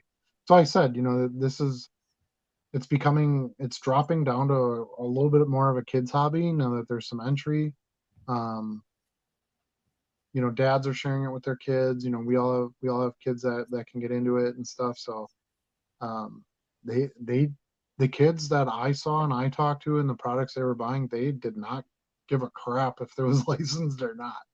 They wanted what they wanted, and I thought that was pretty cool because us as kids, no, it had to have the Packer G on it or you don't buy it. You were not supposed to buy unlicensed stuff. The Panini stuff sits at retail like Walmart and Target, plus it was more expensive. Yeah, that was my point earlier with, oh, you bought the Panini, Prism baseball card. Did you get a deal on that since it wasn't licensed? No. And that's going to have to change. You're going to have to, there needs to be two market levels, right? So you're going to have your unlicensed stuff here where people are like, that's a cool card. I don't care. That's your wild card, $150 box with 8 quality autos. Then you're going to have your licensed Topps Chrome product here, which is going to cost more. You get 1 auto per box, and it's got the team logo on it. So that there has to be that difference in there. And then that's going to be, do you want to pay up for that, or do you want to, do you see more value in paying less and getting the more quality autos and players? I don't know. That's kind of how I see it. Let's see. Why would we pay more for unlicensed? Yeah, that's exactly the point. You shouldn't be. But some people are, and that's where I think Panini screws it all up. They should take their Prism baseball should be $25 a blaster versus what are they charging now for a blaster for basketball? $40 or something crazy. I'm not sure. And the argument of, well, that stuff sits at retail is not a good one because it's all sitting at retail right now. I can go buy Prism basketball blaster boxes right now because they jacked the price up too high. And that's licensed.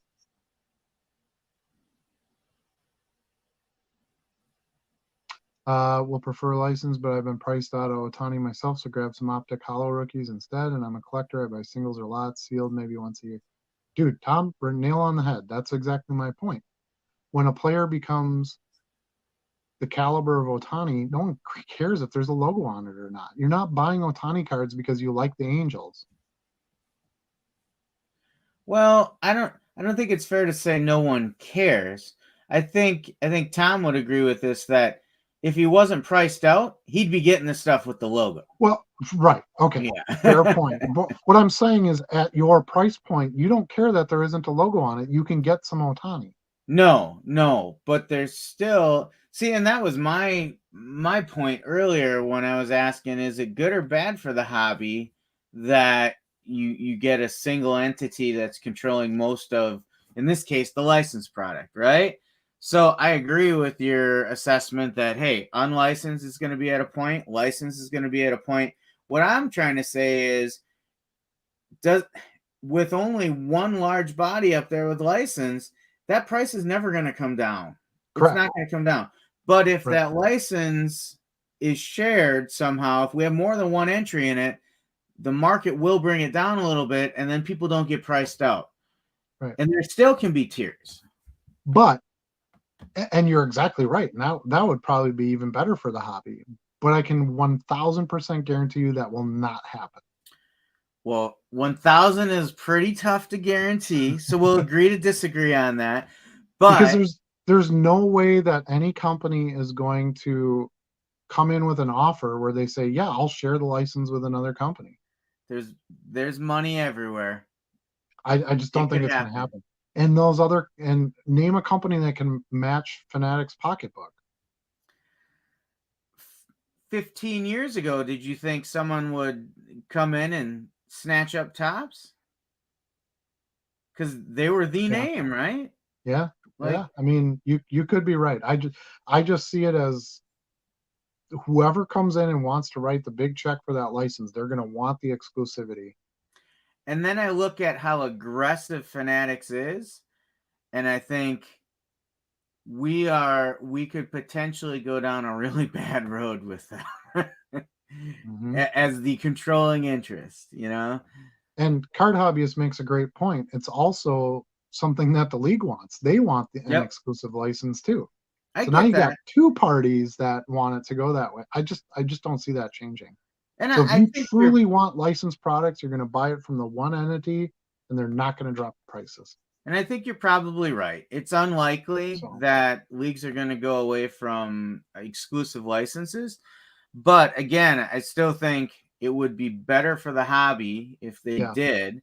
And in the end, it could end up being better for them as well. If the good. hobby grows, their business grows. You know what could make them share a license or drop those prices? What? People buying unlicensed products. Fair point. So If it pulls we market as share away. hobbyists and resellers and stuff, we have to make a decision. How high a ceiling do we want to go for that team logo? Yeah. Versus I can get cool cards of that player, well done, for, you know, made by any company. So any company who comes Yeah. up with a cool idea. Isn't capitalism great? It is, but there's also a legal system that makes that a huge pain in the ass. Cumbersome. Yeah. Yeah. And costly. Yeah. Lawyers are the only people that ever make any money. There's a reason why monopolies are illegal in a capitalistic society. Over time, it will work itself out, but for now, no competition is 100% awful. Any collector or person that makes their living. There's only not competition in the licensed products. So yeah, the whole point of this conversation, even coming up, was stop looking at just the licensed products. There's cool stuff out there that doesn't have the stupid G on the side of the helmet, and it doesn't matter. I can agree on that. So as long it has to be licensed by the player, bare minimum. You at least have to have permission to use that player's name, or you've got nothing. But outside of that, but I'm slanted. I'm a player guy. I don't care about the Los Angeles Angels. I don't care about the Atlanta, you know, I care about Acuna. I buy Acuna cards. I don't buy Atlanta Braves cards. So licensed products are where 90% of the industry is. Come on now. Yeah, well, sure, it is. And I like having licensed cards too, but I don't want to pay $1,000 for a box to get some lineman who sits on the bench auto out of the box. I'd rather spend $150 on a box and get a Kenny Pickett auto. So to me, it's a complete no-brainer. So the market, I was at the National, the market has changed and is changing. Leaf had a huge presence there. Wildcard had a huge presence there. NIL was a topic people talked about. And the kids didn't care. And the kids are the ones coming up, and that's who Fanatics is going to try to make a big pitch to as I think the you're future dead on there. spenders.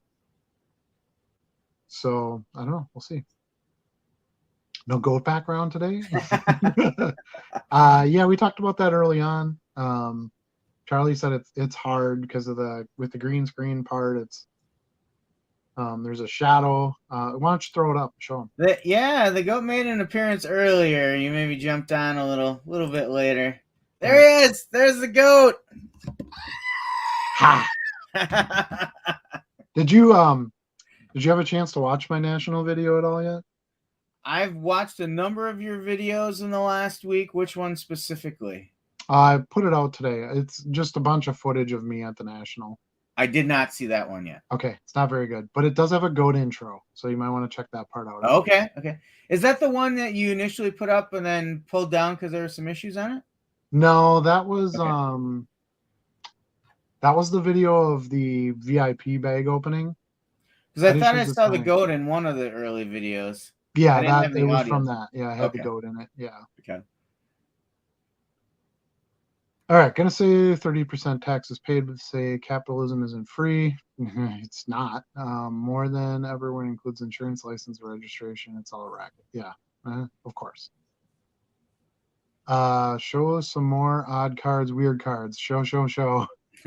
Um, oh boy, I don't know if I got anything else weird sitting here.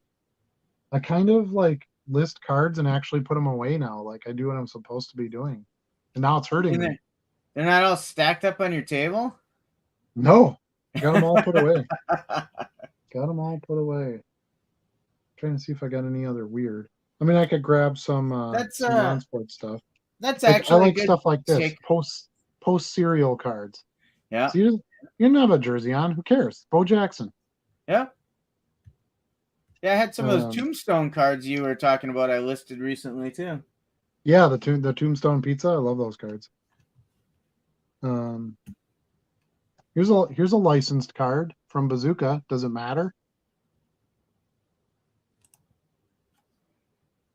No, because the player. Well, flip it around once. I mean, like the player's barely even recognizable in it, and it still sells. And these are very popular. So this is a weird card, right? Yeah. And I seek those out when I see. I bought a bunch of Bazooka comic cards at the National. When I seek those out, I'll pass over a Topps base card and I'll grab the Bazooka card.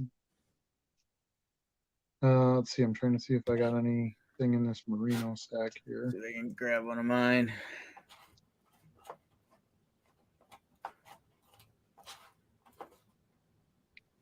I don't know if I got any other super weird. There we go. There's the tombstone card. If I can get the I see love it. With the background, it's hard. Yeah, you got to turn off the goat. Let me turn off the goat. He's gonna scream again if I turn him off. Uh-oh.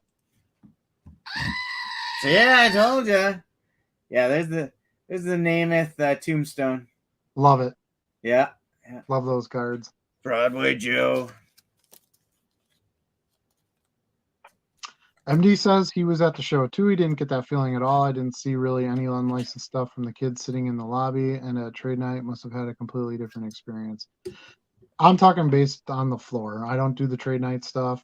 There were plenty of kids at Topps. There were plenty of kids, buying Panini. I'm not saying that they weren't doing any of that. But I saw a lot of kids at Wildcard and Leaf, and they were trading cards and buying cards and having fun. And it was just, I'm not saying like, oh, the unlicensed market has boomed and no one cares about I'm not saying that at all. I'm just saying that there is a growth there that was very evident. I think at that's least fair. That I saw. Yeah. I understand and agree with the thoughts. I'm a supporter of the unlicensed, but not enough to buy sealed or retail, but no different with the licensed stuff. Yeah, if you don't buy a lot of sealed, you're probably not going to buy a lot of sealed unlicensed either, which makes sense. Goat. Got my Brian Gray Super CEO encased auto sandwiched between a Mikey Williams auto and a Rochelle Belkovic auto. What a group of autos. Haha. I think Rachel Belkovic, isn't she with the Yankees? She's like Yankees general manager or something. With who? Correct me if I'm wrong. I don't know who Mikey Williams is, so you'd have to help me there. Yeah, Belkovic is with the Yankees. You were right on that. Yeah, she's like the first female general manager or something like that. I think you're right. Yeah. One of the cards, one of the brands that I saw a lot of is Sport Kings. Those character looking type cards. You know what I'm talking about? Sport Kings, absolutely, yeah. Those sell really well. And they're unlicensed. And the uniforms are very generic. Like Nolan Ryan cards, they could be from any team he played for sometimes. They're focusing on the person, not the teams. Let's see what else. Goodwin Champions, a lot of that stuff isn't licensed. They're just hanging out in t-shirts. Let me see the Upper Deck Jordan cards. let's see if I have those with me here. I'm trying to think of where I stuck them. That you got with the national stuff. Let's see. Those I did not put away yet, so I'm hoping I could scoop those up quick. But those are, here we go. These aren't licensed, and I had 2 sets of these. I sold almost all of them already. These are just Tim in a Jordan Nike shirt. It says Push XL on this jersey. I don't even know what that means. No one cares because it's Jordan.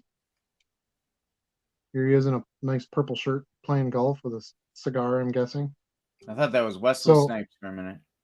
Yeah, it does look like Wesley Snipes. I think it's the sunglasses. Yeah. It's very Blade-esque, Yes. very Bladey. Yeah, I don't know. It'll be interesting to see what Panini does. I mean, I think that's where our conversation really originated was, what the heck is Panini going to do with these brands they've built up, and now they can't put licenses on any of it? I say they still make them. Yeah. If people don't want to buy them, don't buy them. If you don't want unlicensed Prism football, don't buy it. You know, but at least it's an option. At least it's something you could get outside of, you know, a higher priced licensed product. I don't like to pay $600 for a box of Prism football, and it's going to be, you're not going to get anything exciting out of it. Right. To me, the team logo on the card doesn't matter when I know I don't get anything out of the products. Right here in low A Tampa Tarpons. Oh, oops! Slip of the Who are tongue. you right now? Oh. 2 hours in, it was time for some Freudian. The Freud yeah, is that was here. the Belkovic The conversation, right? Freud is here. Yeah, I know. The Tampa Tampons. Love it. That's what they should change their name to, because that's pretty hot. Yeah, and Mikey Williams was going to be top 5 draft pick late in his college career, but pulled a gun out. So now looking at possible 28 years, but still on college team. So you never know. He pulled a squirt gun out? That's a squirt gun. Was it bright green and yellow? I mean, did anybody fall for that? I don't know. Seems kind of weird. Looks like a He Nerf must gun. be, to me. he must go to the same professional as John Morant, huh? Yes, Tampa Tampons, such a heavy flow, yo. You started something new here, Adam. I love it. I love it. Play with us. We're here to play. Rachel, the manager, and you're not the first to slip on that tarpons. Tampons. Who slipped? Did you just say I was slipping on tampons? Let's move on. Okay. So shit got weird. That's pretty common for our weekly adventure. That goes along with cards sometimes. Yeah. And that's one of the things I love about like the non-sport stuff. It's going to be licensed because it has to be. Right. You know, like you can't get My Little Pony stuff without My Little Pony license. You know, you can't get anything Disney without Disney license. So you don't really run into it like you do with the money grabby sports type stuff. You know. Now, if this was 5 years ago, okay, let's say Wildcard had come back 5 years ago, and at that time you could buy a box of Prism football for about $200. You got 2 quality autos out of it, or let's say Optic, because Optic had on-card autos. And then Wildcard came out with their product, and it was $150 a box, and you got 2 quality autos. Which one would you buy? Duh, I'd buy the Optic or the Prism. But that scale has gone like this. Yeah. And I don't feel like that license is worth my money. Yeah, that's fair. For the card. It's just like the Ohtani comment earlier. Well, I don't pay $2,500 for an Ohtani rookie when I can get one that doesn't have the team logo on it. And I'm not partial to the team. I'm more partial to the player. You know, we go through those decisions every day in our life, right? I'm going to the Right, grocery exactly. store. Am I getting Doritos or am I getting Nacho Crunch chips? right, right. I think there's a breaking point, and that's where that to me that was my biggest point in the conversation, and I think it's the same for a lot of kids, like you said, that don't have $700 for a box of disappointing cards. Disappointing cards. That should be a new What set. you buy a box of Prism for $700 and tell me you're happy with it. Yeah. Now, obviously, if you hit the big thing and you got the, I got the 101 Superfractor top draft pick I can sell for 40 grand, overpriced card, whatever. Fine, but 90% of the buyers are going to be disappointed in that $700 box. Funny thing is as you explain that, in my mind, I hear breakers in the same scenario. Right. 90% of the people in a break are going to go home not happy. Right. Now, if I was buying into a break, I would probably buy into the license break. Really? Okay. Because then your cost benefit has a better potential there. Yeah. Right. So there's a lot of different topics here, and a lot of different ways to look at this. But when I'm buying a flat out hobby box, I don't see the value in the licensed products because the price is too high, it's too overprinted, and they don't give you anything in the boxes. In today's product. Right. Now, I bought a mega box of 2017 Optic, and I got a Mahomes rookie and a Mahomes rookie jersey card out of that mega box for $47. The mega box is where it's at, man. No. So that was fine. I only bought licensed product when the prices made sense.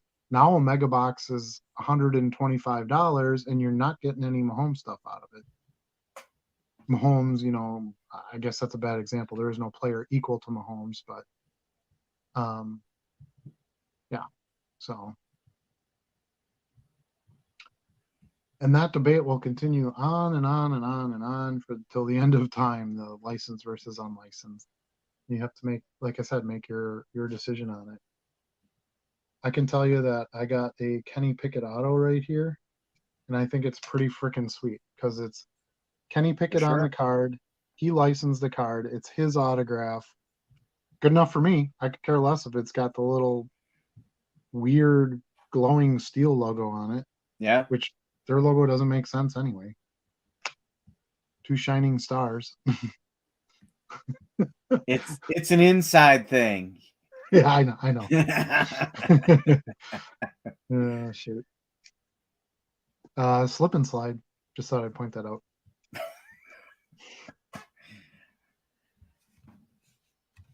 What else we got tonight? Well, my big topics were the auto pay thing, which fortunately for us, one of our viewers brought up, so we didn't have to cover segue into that. It was brought up for us. Right. The auto feedback thing. I mean, I think those are probably the biggest topics. Yeah, sell all your national stuff. I found one more odd card. I actually sold one of these earlier this week too. Didn't know what they were, but they were a quarter, so I bought them. They're called bat cards. Have you ever seen these? No. They're licensed, by the way. Okay. They were made in 1993 by Upper Deck. Okay. It was this weird little like trifold product that they made. I think you got like 3 or 4 cards in a pack, if I remember correctly. This one's got Reggie Jackson. Is that right? Yeah, Reggie Jackson and Mickey Mantle on it. Yeah. Hence why I bought it for a quarter. The other one that I already sold was Babe Ruth and Lou Gehrig on it. Okay. So I kind of stick with the Yankees when I'm going to like old school stuff. This is easy sell. As you can see, it says right there, bat. Okay. Another odd size card for you to store. Another odd size card. Luckily, I got a bunch of these like ticket sleeves. There you go. Yeah, that's a good idea. I just shipped it in that. They fit. Put the card in there, and it fits perfectly in the business envelope. So that's how I ended up mailing the other one. But yeah, thought those were cool. Never saw them before. So odd stuff. Odd stuff is where the money's at. And the quick sale. I did buy a tall Brett Favre card. I hate these two. This is Yeah. a set called Game Day. Sold a bunch of these before. They made a tall boy set in like '93. It was made by Fleer. See down there? So out of a quarter bin, it's a Favre card. I sell a lot of Favre. I didn't have any Game Day Makes stuff left, so I sense. picked that one up. Let's see, what are we doing here? Look up Connor Bedard unlicensed junior hockey release. It's selling huge. Yeah, I know who Connor Bedard is. I believe, is he in college or maybe not even in college yet? Yeah, no. Someone made the argument earlier of, oh, once the license stuff comes out, then the prices go down, and then true. But that's true for any licensed product also. What happens to Bowman baseball a month after it releases? Do those prices all hold? No. So anytime you have more product out there, licensed or unlicensed, your products are going to go down. It's true. So let's see. How do we find your eBay store? Okay. My store, I could put a link in the video. I should probably get better at doing that. I've done it with my other videos. So if you go into any other video on my channel, in the description will be my store name. But if you look it up on eBay, it's Favres for Less. So FAVRES 4, the number 4, less, LESS. And that's how you can find me. But easiest way would be to just click on the direct link to my store in the description. One of the things I thought about doing, and again, I've just got to get around to it type thing. I'm thinking of buying a URL to my eBay store so that I can just say favresforless.com and you can just go there. Because it would be easier for my business card. So here's my business card. I don't know if you can even read that. But the address to my store is down here, and it's ebay.com/STR, which stands for store, /Favres for Less. So that's the, if you want to go to the URL directly to my store and not search on eBay, that's where you can find it. ebay.com/ that's backslash, right? /STR It should be, yeah. /Favres for Less. Or you can scan this handy QR code. If you want to throw your phone up to the screen here and scan that, that'll take you directly to my store as well. Then my YouTube is on the other side of the card. So now you put those cards in all your sales, don't you? Pretty much, yeah. The last time I bought 5,000 cards, I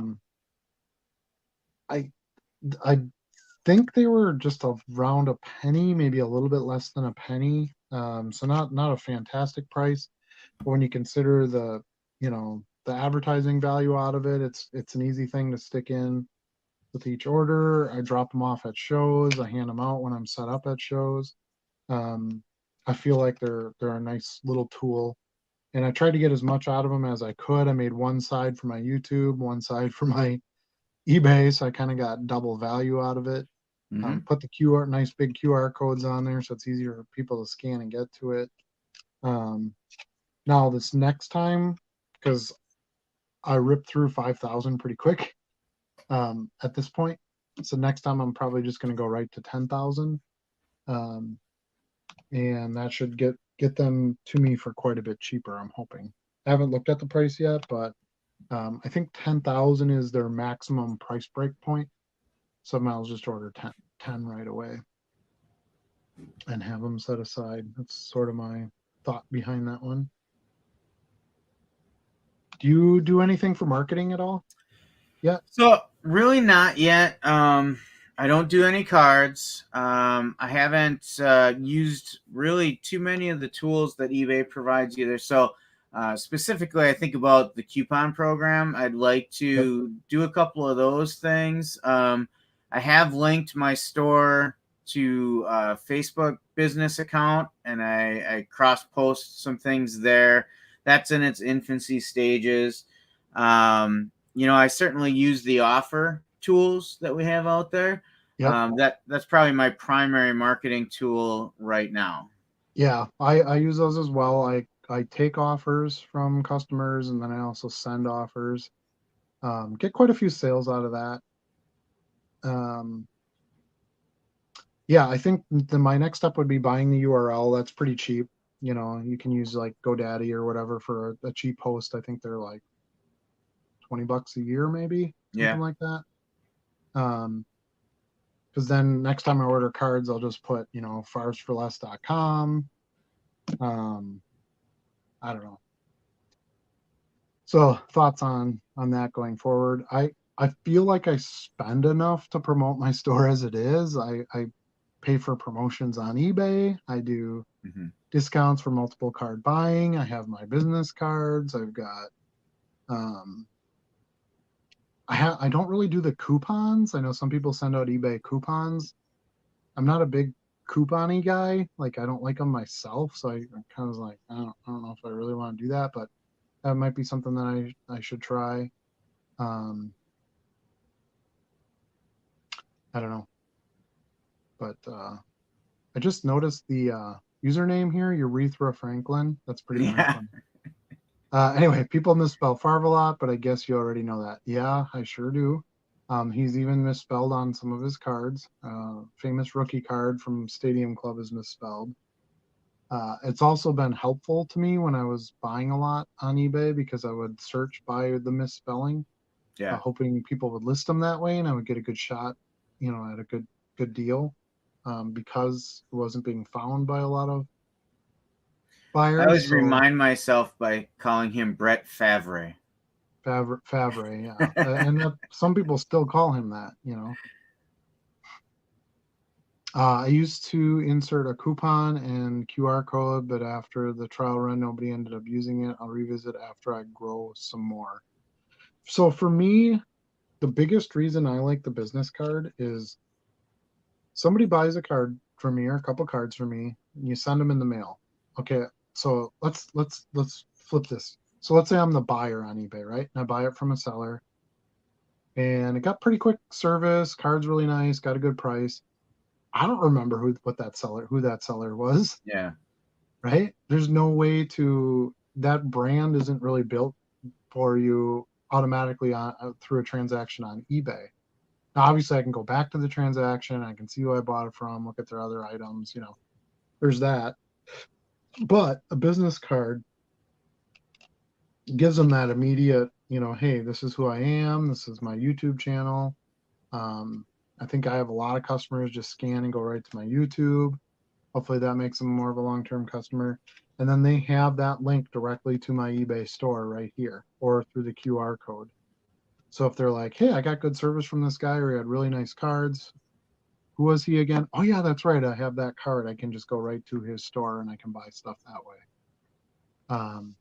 So that's kind of my thought behind that. Gives just a little personal touch. It has my name on it. It says I'm the owner. It has my email address on here, so like you don't have to go through eBay and contact me if you need anything. I don't know. I think in the eBay world of it's not a very personal connection, it adds that part to it, and I get a lot of repeat sales. I mean, if you watch Yeah. my sales day videos, you see a lot of repeat customer, repeat customer, repeat. I'd say half of my sales each day are repeat customers. So I'm doing something right, I guess. When did you really start to see that though? Like about how many listings did you have when you started to seeing those regular repeat customers? Probably not that many, but I'll tell you why. Because I was only selling Favre cards. Sure. Yeah. So it was people who were buying Favre stuff that were, coming back to me. But I'd say probably more around like the 5,000 listing where I Okay. started adding a lot of Brady stuff and that kind of thing. That was probably where I was seeing more regular, not just Favre buyers coming back to buy stuff. Do you know offhand what your current ranking is in sports card sellers? Have you looked at your performance reports lately? No, but I could do that. Hold on. I have my eBay up here. I'm gonna I need gotta my imagine you've glasses. got a pretty good ranking among sellers. I would think I have to remember how to get. Is that the seller level? So no, I'm trying to remember what the stupid thing is. so it's in performance, Yep. and then it might be the seller level, and then you download the quality report. No, it's not the seller level. Trying to remember where it is. Yeah, I just pulled it up the other day. You'd think I would remember. Must be I'm getting older, Oh, Adam. download listings quality report. There Hold you on. go. I got it. It's gonna take a second to download.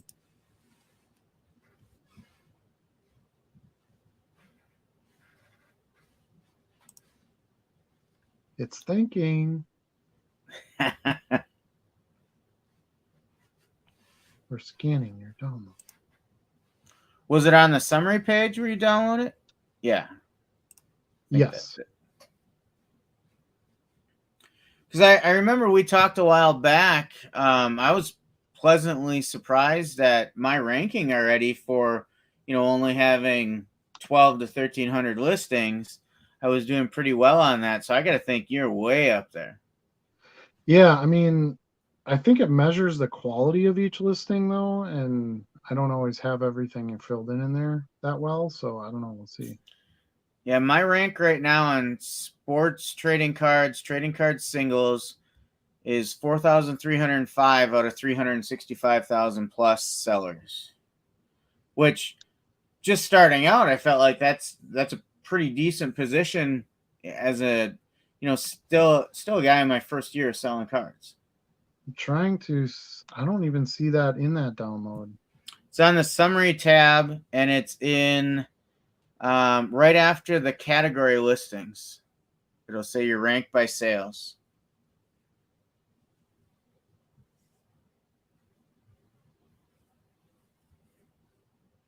So you had to download that quality report to see that?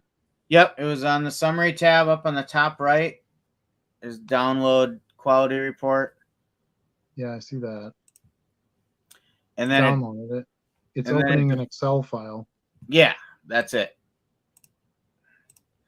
And it Oh, should I see. Rank. Okay, rank.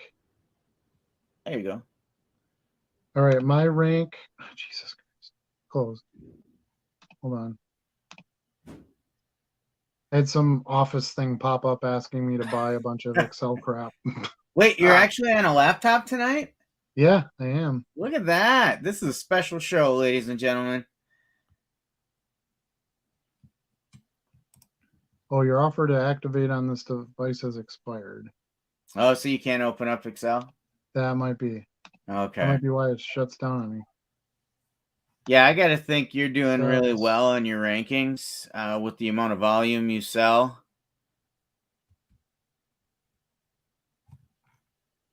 And I also like it when I download that report and they always give you recommendations on what you can do to improve. mm-hmm. And I love it when it's in green and it says no recommendations for now. Okay, so mine says, hold on, I had it. 1,161 out of 132,889. So that's got to be a different category. That's sports trading card singles. Used? I don't know. Doesn't say. That doesn't seem right. Here, hold on a second. It says sports trading card singles listing. 10 categories with the greatest number of listings. Yeah. Look at here. Look at this once. I put up a screen share if you want to pull it up.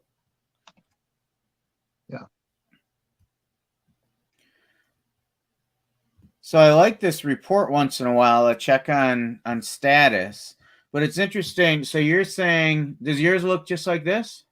Yep. Okay. So So the top one. yeah, but the top one for me is non-sport trading cards. The bottom one is sports trading cards. Trading cards. My top one is sports. But mine was 365,066 for the number of sellers. I don't know. I'm trying to look around like the agreement thing Okay. All right. because it doesn't like my Excel.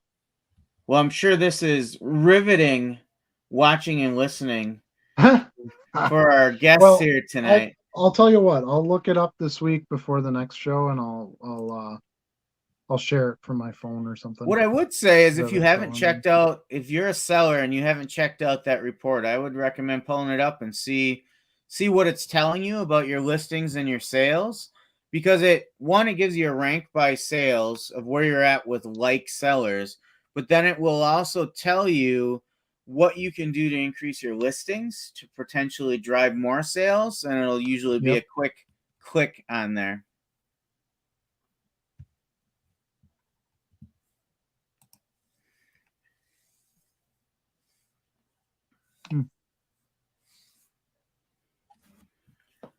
So let's see. Yeah, I'll have to get it on. I have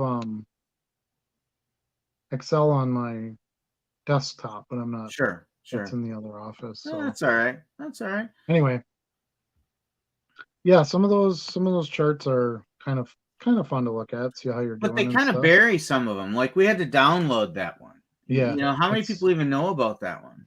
Right. I've seen, other dealers talking about it and stuff, but yeah, I think I guess I always look at stuff like that, like I'll just keep listing and keep providing good customer service and keep Yeah. shipping stuff and I'll climb that list. Like, it kind of goes back to like, I've talked about this before when I was doing financial consulting and people would come in and say, well, how do I get my credit score better? I don't borrow money and pay it on time. Like Yeah. Mm-hmm. those are the two things you can control. Do those and the rest of it should kind of work itself out. True. That's true. I don't know. Let's see. Like if I have a badge, maybe it only rates against those with some badge or lack of. I don't know what that means. Because you're a top seller. I'm above average until the next review. Yeah, that might be above standard. Is that what it's called? I don't know. If I'm ranked 1,000 out of 132,000, I'm pretty cool with that. Yeah, that's still pretty good. It's pretty solid. I got a bunch of stuff that I got 8 offers while we've been on here. Take a look at. I've got 22 that I can make offers on, and I've got 14 sales in the last 2 hours. So not bad. It's pretty consistent. Yeah. Like I said, Wednesday is generally the slowest day. Lately Fridays have really been booming. You can tell that's like payday or something. Yeah. So that's kind of interesting how that works out. But yeah, Saturdays usually do pretty well. Usually weekdays I notice, because now I have so many listings and I make so many sales, I can see more patterns, you know what I mean? Mm-hmm. Because you get bigger chunks at a time. Sure. I see a lot like right after dinner time. So like people getting home from work, you can see them going on and going, oh, I got to buy these Bo Jackson cards or they get a minute to sit down and mess around on their phone. Yeah, so it's kind of interesting to see when the orders come in. When the order times are the best. Yeah. But it's neat to have something that can pay you 24 hours a day. It is. I love getting up in the morning and grab my phone to see, do I have offers? Do I have offers I can send out? What's sold and paid overnight?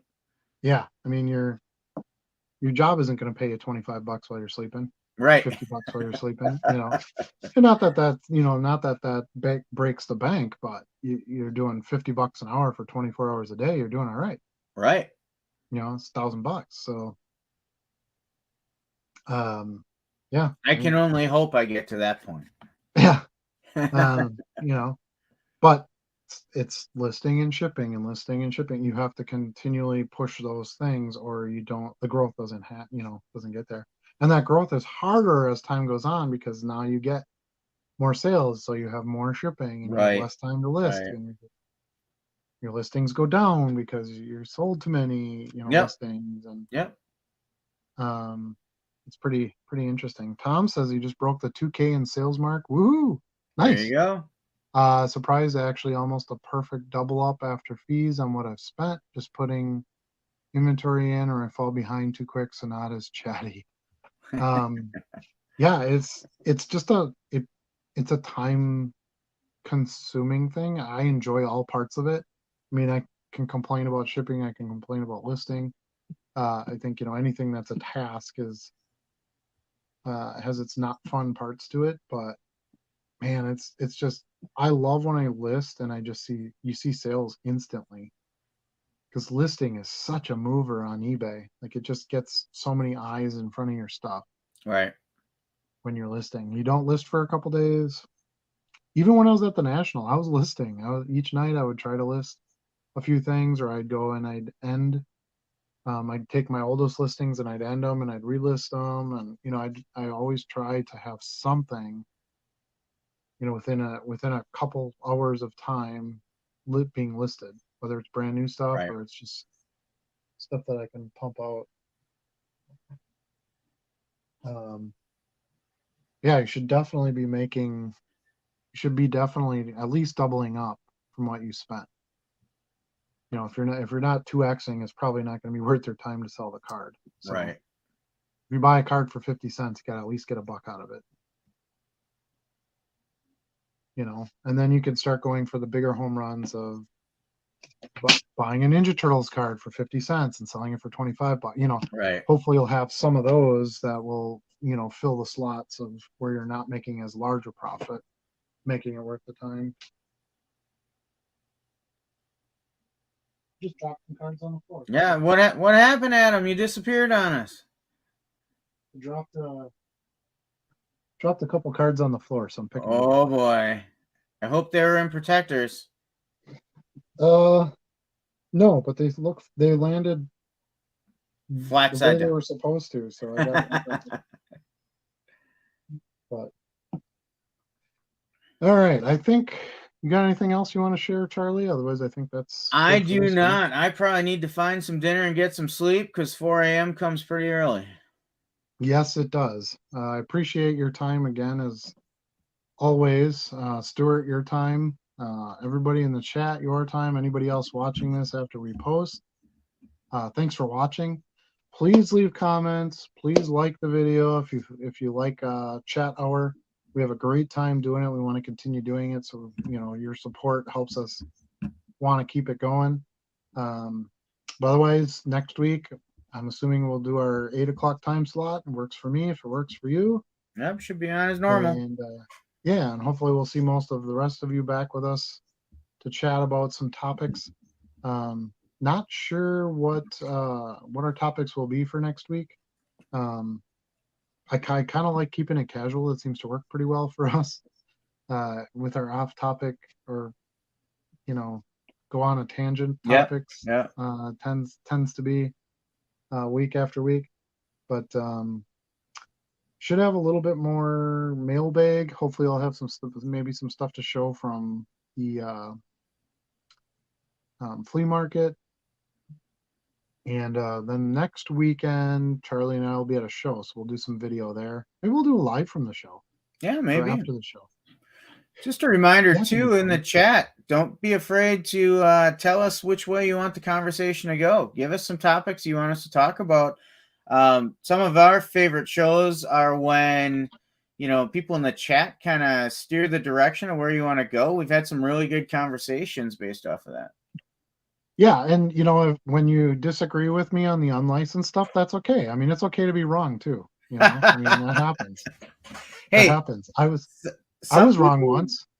everybody makes some bad decisions, like being a Yeah. Cubs fan. Oh no. Speak of that, how about them Cubs? How about them? They're Like, pretty darn solid. so they won some games. Oh yeah, just some. Just some. All right, let's see if we got anything else in here in the chat for feedback next week. Most popular goats in pop culture. Yeah, there you go. Yeah. The goat will be back. He's not going anywhere. Appreciate the show like always. Have a great rest of the evening. Thanks for joining us, Tom. We really appreciate you. Yeah, we're going to keep it going. So we'll see you next week. So with over 30,000 listings, how many cars do you say on average you sell? How many things are you shipping out? I'm at 1,500 currently and typically have about 3 to 5 sales a day. It's not that straightforward. Um, but I would say on average, I'm probably about 75 to 125 shipping a day. Not orders, but cards. A lot of those are one of the great things about getting more listings is you'll have more buyers buy multiple cards, which makes your shipping and mailing stuff, packaging and stuff a little bit easier, I think. You need a system for that, like how you're going to package multiple cards and stuff, and how that's going to work for you. But yeah, so I'd say like today, I think I had like 50 some sales, I want to say. I packed some up already, so I'm going off of what I see now versus what I've already packed. So probably like 50 some, so it was a little bit smaller, shorter, lesser sales day today. But over the national, like I had 400 and some orders. It was insane. The guy took an entire day, two people, me and Ethan just sat here and just pulled and packed. Um, so yeah, it's not that straightforward. Obviously, if you're listing super hot stuff, you'll have a lot of sales. I buy a blaster box of a brand new product like Metal Hero. I might have an additional 5 or 6 sales because I'll sell some of those cards right away. If you're buying a case of Bowman baseball when it comes out and you're listing them all, you can probably pump a lot of that stuff out, right at Yeah. the hot sale point.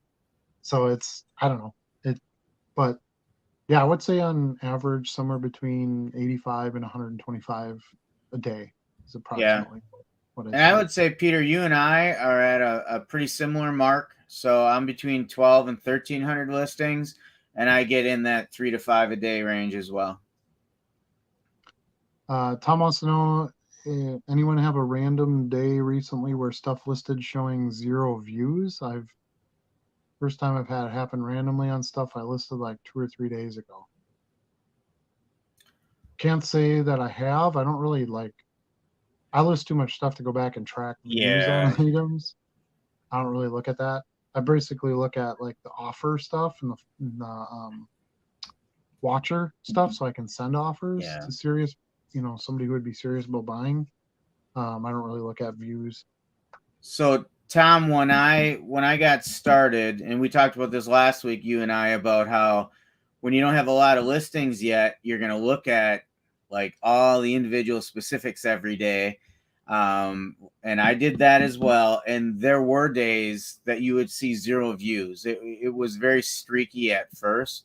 But as you build up more, you won't look at that as much. And to Adam's point, you probably won't even think about individual views anymore. Because you're going to have a kind of a full portfolio of cards, and it's always going to be something different that's out there getting viewed. You're not going to get everything viewed every day. So I do check my overall view Mm-hmm. on occasion. So my views today were 42,220. My impressions are kind of insane right now. 28,002,115.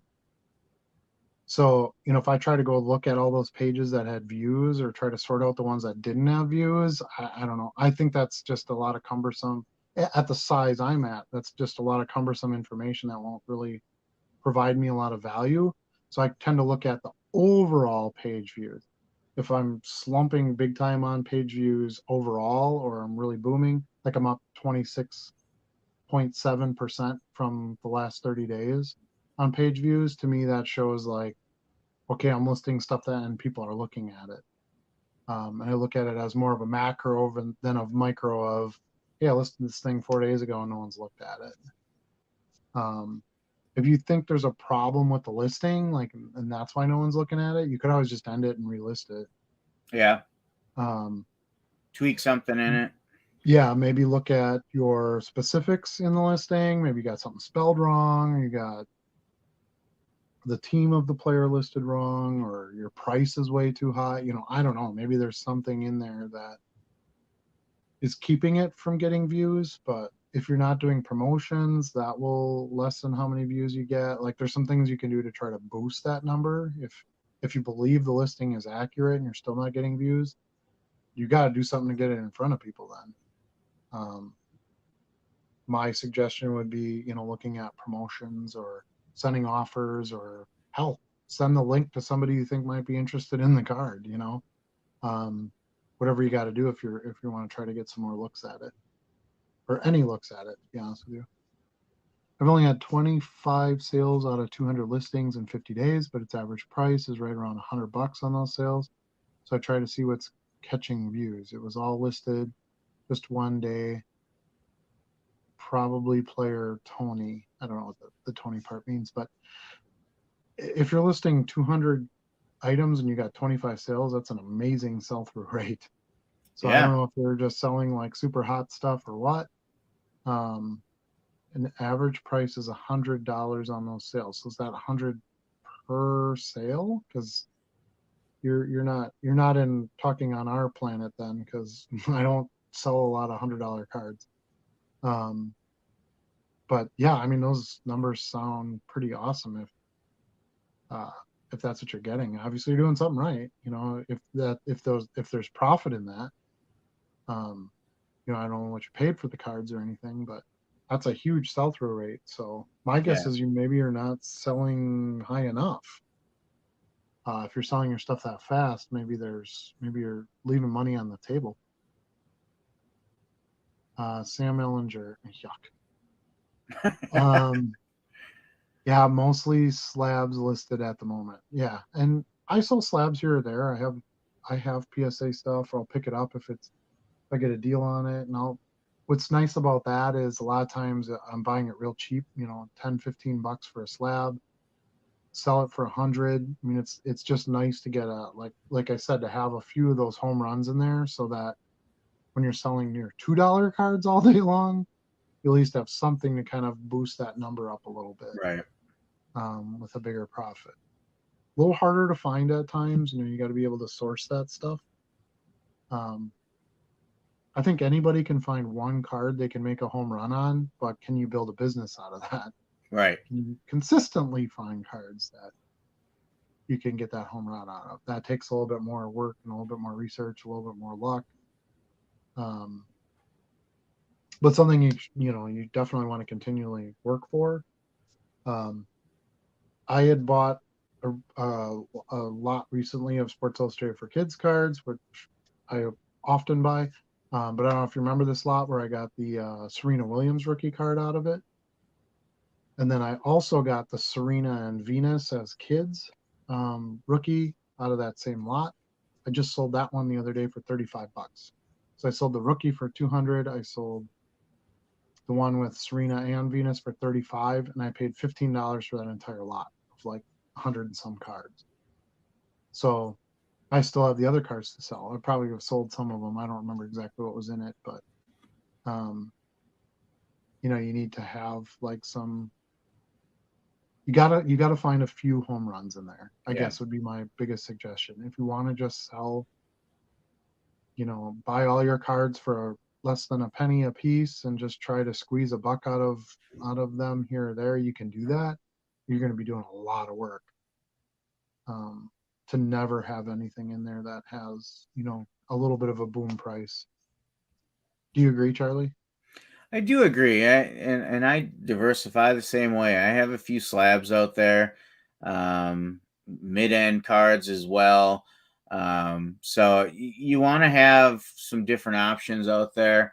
And as you list longer too, you can find some of those home runs in those value boxes too. That somebody didn't really think there was much value in it, but you, because you've worked it so many times, you know that that is a short print on something from a set that didn't really clearly mark things. So unless you knew, you would never notice it, right? Right. Yeah, there's lots of home runs in value boxes. I mean, I show that pretty regularly. Yep. Um, you know, with full transparency, I show you literally buying it on video and literally the sales ticket from eBay, you Yeah. know, from the sale. Like it's real stuff. I like the grind money. I think that's what gives you the consistency because the home run isn't going to be there every day. And then the home run is sort of makes up your difference to give you the expendable, um, you know, less labor intensive profit that you know, gets you over that hump. Right. That's how I see it. So I love to sell 100 $2 cards in a day, and then maybe 4 or 5 cards that I bought for 50 cents a piece that I sell for 10 to 20 bucks a piece. Yep. That to me is like a perfect day. So Peter says that helps. Good. We actually helped somebody, Charlie. Can you imagine that? They're gonna send us to some kind of loony bin. They're gonna be like, "You're trying to help people, Right. This isn't good. Shouldn't be acceptable in our society." You know, the tampon guy helped somebody. You're right. That's you. You're the tampon guy now. Nope, don't like that. Shouldn't have mentioned that one. So, anyway, we're at almost 3 hours now. We got we got stuffs to do. So again, thanks everybody so much. We'll see you all next week. Peace out.